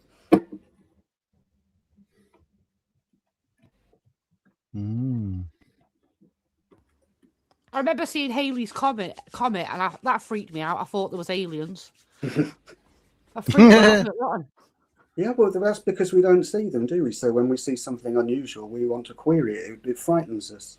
It's interesting. The Alien's Comet was strange. See it first. They were telling you were going to be able to see it, right? Oh, and I was that excited. And then you told you where to look for it, and I seen it. Oh, and I was very excited. And then it was in the sky for a couple of days, and I was moderately excited. And then about a week later, who cares? You know what I mean? Alien's Comet, seen it yesterday. That's it, we're done with it. Yeah, there was the Hale-Bopp comet that was visible for weeks and weeks and weeks. Oh, sick of that one. Yeah, that was amazing. I'm just looking at the Starlink one now, at the dots that you just described. And I think it'd be really, really interesting. I wonder if that would... It looks just like it's like, and they move obviously at the same rate that a normal satellite would. So if you're used to spotting them, seeing these things move in perfect lines across the sky is really quite a weird thing to see. I wonder what would happen if we pull it into like a code, like into Python or something like that, and see what kind of code it was. I'm sure that someone smart enough could work that out. But it's I'm trying to sound smart. I can't. Way beyond me. Have you seen all the 01? Yeah, I don't. The Optimus 2 stuff. People have been debunking it. Have you seen that? Like they had a toy, and then it actually had a weird word in it, saying moon or something. Like when you got a green screen or something. Yeah. And they were like, "What?" I'll tell you what. It was some crazy. I don't know, obviously, whatever. But that Optimus 2 thing. As soon as I watch one, how many blooming videos come up in shorts saying like, "Oh yeah," like everyone's sort of trying to debunk it, and they actually had a picture of them with a green screen. They're all hanging on these black bloody cables, all the people and that. And I'm like, I don't know what's real here, bloody AI or whatever. I don't know, but the toy literally, as it went round, it like glitched, and you could see the word moon It's like, when that dog... I think that was quite entertaining.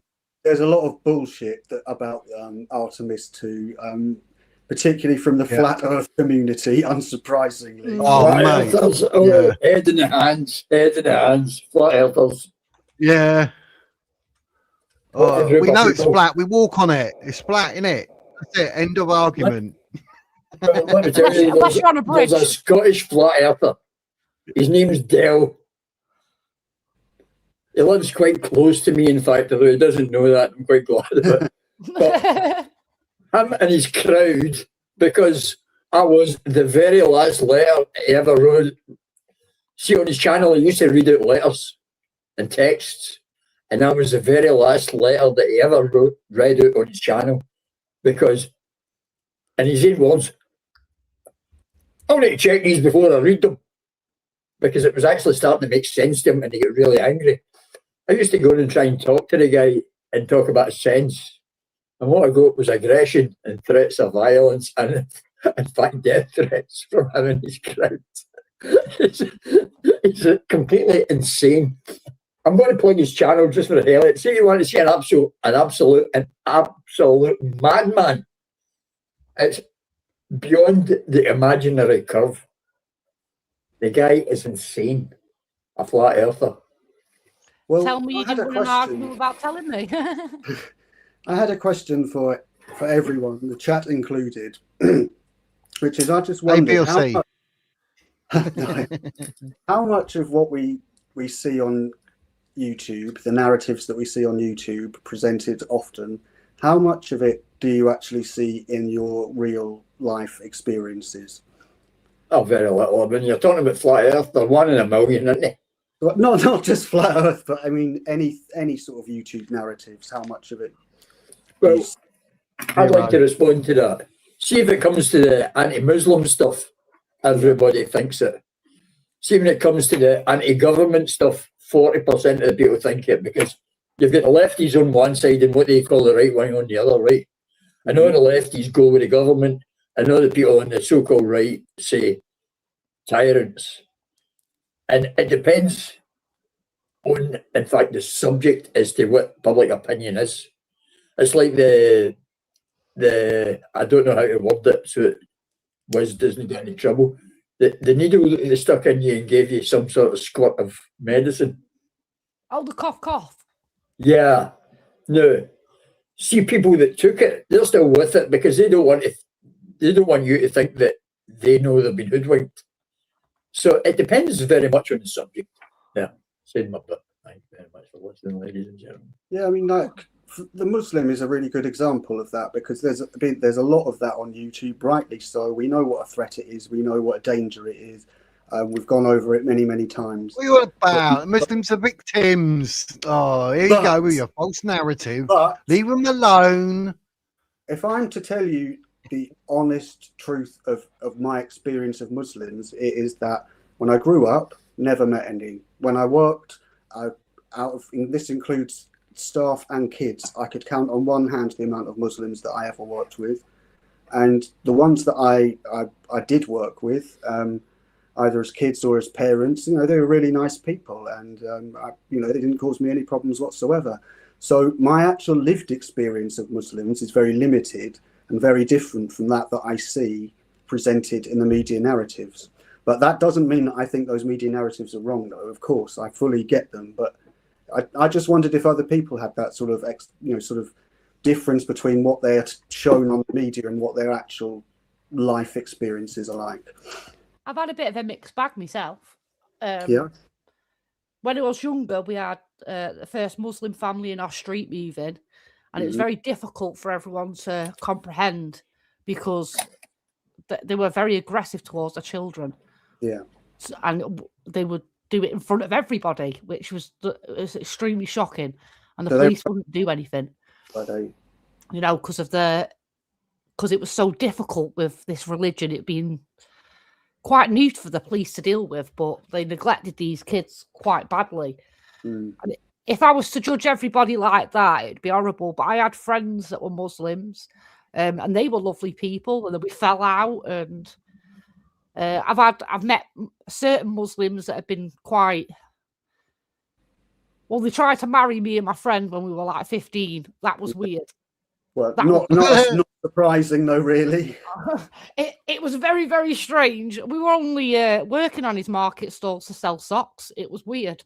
But because we're two very obnoxious young girls, we were told him to F off, you know, and what have you not. But I've had a bit of a mix. You had a lucky escape.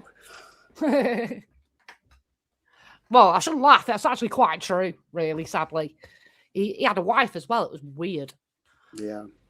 But he was strange compared to the other people that I met. They weren't like that. Even though they had multiple wives, they weren't interested in things like that. No. So I think it depends who's... I like to judge people like a snake. I'll size them up and judge them based on them rather than what they identify as. And then bite them and pop them full of venom. Damn right. You're based in Yorkshire, aren't you, Kelly? Is that right? No, I'm in Cheshire. Cheshire. Okay, excuse me. Just over the border there. I shouldn't insult the, the Yorkshire like that. The War of the Roses. I know all about that. Cheshire. No, I know Cheshire. Yes, another ex of mine actually came from Cheshire, a place called Arklid near where is it? Where they've got the big train station, Crewe. That area. Well, you just said my town. Everyone comes to Crewe. Yeah, I know Crewe. Yeah. So have you got a lot of Muslims up in Crewe and in that area? Yeah, well, I wouldn't say it overpopulates the area, but we do have areas that, like, there's a certain street where there's quite a lot, and there used to be a little bit of difficulty there because people felt like it was taken over, but then it's kind of died down now. They've kind of like loosened it up. Right. So there has been a bit of assimilation then, you'd say? Yeah. Oh, that is interesting. And has all of this happened within your lifetime? Yeah. So there's one big street, and I don't know why the council's decided to house them all together, because it doesn't integrate them into the society, into the community. No, it just bundles them together. They didn't think of the best interests, I don't think, anyway. And it, because people didn't understand it and they were worried about certain things, it just created, again, a hostile environment. Yeah. But I'm glad that they've reduced it a lot. That's really... We do have a lot of like Polish and Muslim-owned businesses in Crewe, quite a lot. And is there a clash between those groups, or are they okay with each other? There's not a clash between themselves. There was a clash with us, with the Polish community at some point, where they wouldn't serve us. But then the argument just died down, and now they serve us, and it's a better environment. It works better the more that they accept that we're their customers. We're not doing them any harm by buying off them. No, of course not. I mean, they're not bad people just because they're Polish or they're Islamic. That doesn't, they're not automatically bad. But it sounds to me though like there was potentially a problem there, but it seems to have worked itself out and things are okay now, which is about as good as it could get, I suppose. I think we're on the danger zone because our town is being done up. We're in the danger zone of Muslims and the Polish community having the monopoly of businesses in our area, and I worry that they need to now lift up some of the impoverished people that would be good at making a business, and then getting them into the town. But online sales have destroyed it. So would you say that the local people, they're not really able to get a look in terms of businesses because of that?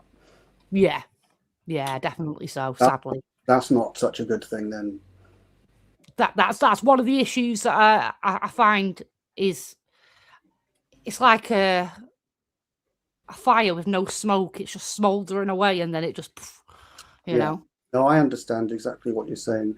No, it's really interesting hearing things like that because, like I say, it's not something that I've never lived anywhere where it's like that, and so it's difficult for me. You've never lived, mate. Well, I did live in Coventry for a year. Well, The whiz makes everyone feel good. 60% of the asylum seekers in Britain get sent. And I've also worked with a large group of Polish people. And the first thing I'd say about working with Polish people is there's sunflower seeds everywhere. Yeah. Yes, yes. Sunflower seeds. And they love the bright colours clothing, don't they? I like the Poles though; they're good people. I do. They like a drink as well. You know, Well, I like the women that dance around the poles. Those women that Well, dance they sent in a large group of Polish people to do cleaning in our factory. And in fact, one of the guys that came in, the manager, we want the mopping done. We want you to do the mop, the mopping. And the guy nodded. She's up there, mop the flare, the flare, mop the flare. Okay, she handed him the bucket. And then she walked away. I knew the lady, her name was Betty. And I was like, I looked at him and I says, what's the score here? What's she talking to you like that for? She says, well, see the day I come in, they thought I was Polish, I know, and I never let on that, wasn't he? The whole time he was there, they called him Polish Pete, and he never once let on that he didn't speak Polish. I love it. I'd do the same. I'd lead it on for ages. He just nodded and shook his head the whole time and like, well, who wants to make waves here? But having worked with a large group of Polish people, one of whom is still my friend, he lives out in Poland. He's a civil engineer. He builds bridges and he speaks about 12 languages. Do you not think we were far better off with the Poles than the economic migrants from? I completely agree with what Grace has just said here as well about feeling safer in a crowd of Poles than the other lot. Absolutely. I mean, the last time I went to London, which was about, a year and a half, 2 years ago, it was very, very rare that I saw white faces. And I didn't like it. I didn't feel very safe there. And to be honest, I was fucking glad to get out of there. No, I think the Poles are a bunch of decent people. I haven't worked with them, right? I think they were a decent bunch of people. There's good people everywhere. There are good people everywhere, but sometimes their religious beliefs make them view you in a different light. That I agree with. But I genuinely do believe, though, and this is just from people that I've worked with, that there are good people in every single aspect of society, but that doesn't mean that the majority of people from a particular culture necessarily are good people just because maybe one person is. So don't get me wrong there. Certainly, if they've got definitely right. I've been going 2 hours, guys. So I did say I'm gonna knock it on the head at 2 hours. Last time we done 3 hours and whatnot. So I'm going to wrap it up because I've got a dentist tomorrow as well. So I've got to go and take my pills and chill out and get ready for the Good dentist. luck with that. It's going to be mental torture tonight. I bet I can't sleep. I'm like, no, dentist. You'll wake up 10 minutes before the alarm's due to go off. Yep. It's going to be a weird one, but yeah. First step of the new you. Think of it that way. Yeah, that's it, mate. Could you imagine how many women you're going to be battering away? Right and centre. You're like, get away from me. I'm my new right? That's for my missus, not for you. No, I'll be like, no, come on, I can do threesome, foursome, fivesome. What do we go to? Eightsome? Yep, I can do that. Yep. My missus will be like, oh shit. It's been a pleasure this evening to speak to everyone, and we've covered so many different topics today. Lots of different. We did different things. It's been really, really good. And Kelly, it's been great to speak to you because last time you were on, you didn't really get you weren't allowed to get a word in edgeways because of Chrissy. So it was good to. Was that Slim? Was it? Don't sound about him. No, that's Slim. He's the worst. Slim in name, huge in verbal diarrhea, mate. Huge. I've got a great line of it. He doesn't even breathe. That's why I know he's an alien. He doesn't breathe, mate. He's like flow of the show. Tomorrow, don't forget. 2 o'clock tomorrow. Go on, what you can say? 2 o'clock. I hope that I was able to fill up a small space, a small crack. Hey, your last girlfriend said that. You're welcome. We think we need to say happy birthday there to Grace. Happy birthday! Yay! Happy I'm not going to sing, though. birthday It's too late. Yeah. Too late to sing. No. If you were cheating, No, it's just the extra tasty that's right it. now. That's all I'm saying. But it's been a pleasure. We might to sing sing. tomorrow. But no, it's been Take good. care, It's been everyone. brilliant. Cheers. Stay Cheers, safe. Jake. Appreciate it, mate. See you Stay safe. later. See you tomorrow. Bye. Cheers, all. Don't forget, we've got Bye, everyone. call-ins on Saturday and Sunday as well. Take it easy, Kel. Great to have you up. And Slim, nice, but Jim, we staring at. Oh, it just disappeared on me. Oh, I thought we were going to have a little comedy moment then. All right, not then, Slim. But thanks everyone for watching. It's been fabulous. I do love a good call-in. Don't forget, we do call-ins on Saturday and Sunday and all. Saturday will be earlier. I told you Saturday will be at 2, and tomorrow's at 2 because I've got my dentist. So Saturday at 2 and Sunday at 4 this weekend, and they're call-in shows. So feel free to call in and whatnot. It'll all be good. Happy days. Thank you to Give the Gospel of Jesus. You donated 2 Wizard Word memberships today, which I think is just fantastic. Thank you, Give the Gospel of Jesus. I really appreciate it. Stay blessed. Oh, I do love you. Marvelous. It's great to have you back. Helen, I shall email you tomorrow. Thanks to Slim for being up, and Jake and Kelly. It's been a good one. And Blank Faces is her page, ladies and gents. Blank Faces, regards like missing people, etc. So go check out Blank Faces, and I think it's the numbers. You'll have to check on a thing. I think it's got some numbers after it, but it's Blank Faces. It should come up. Look her up, follow her, subscribe, give us some love and some support. Happy days.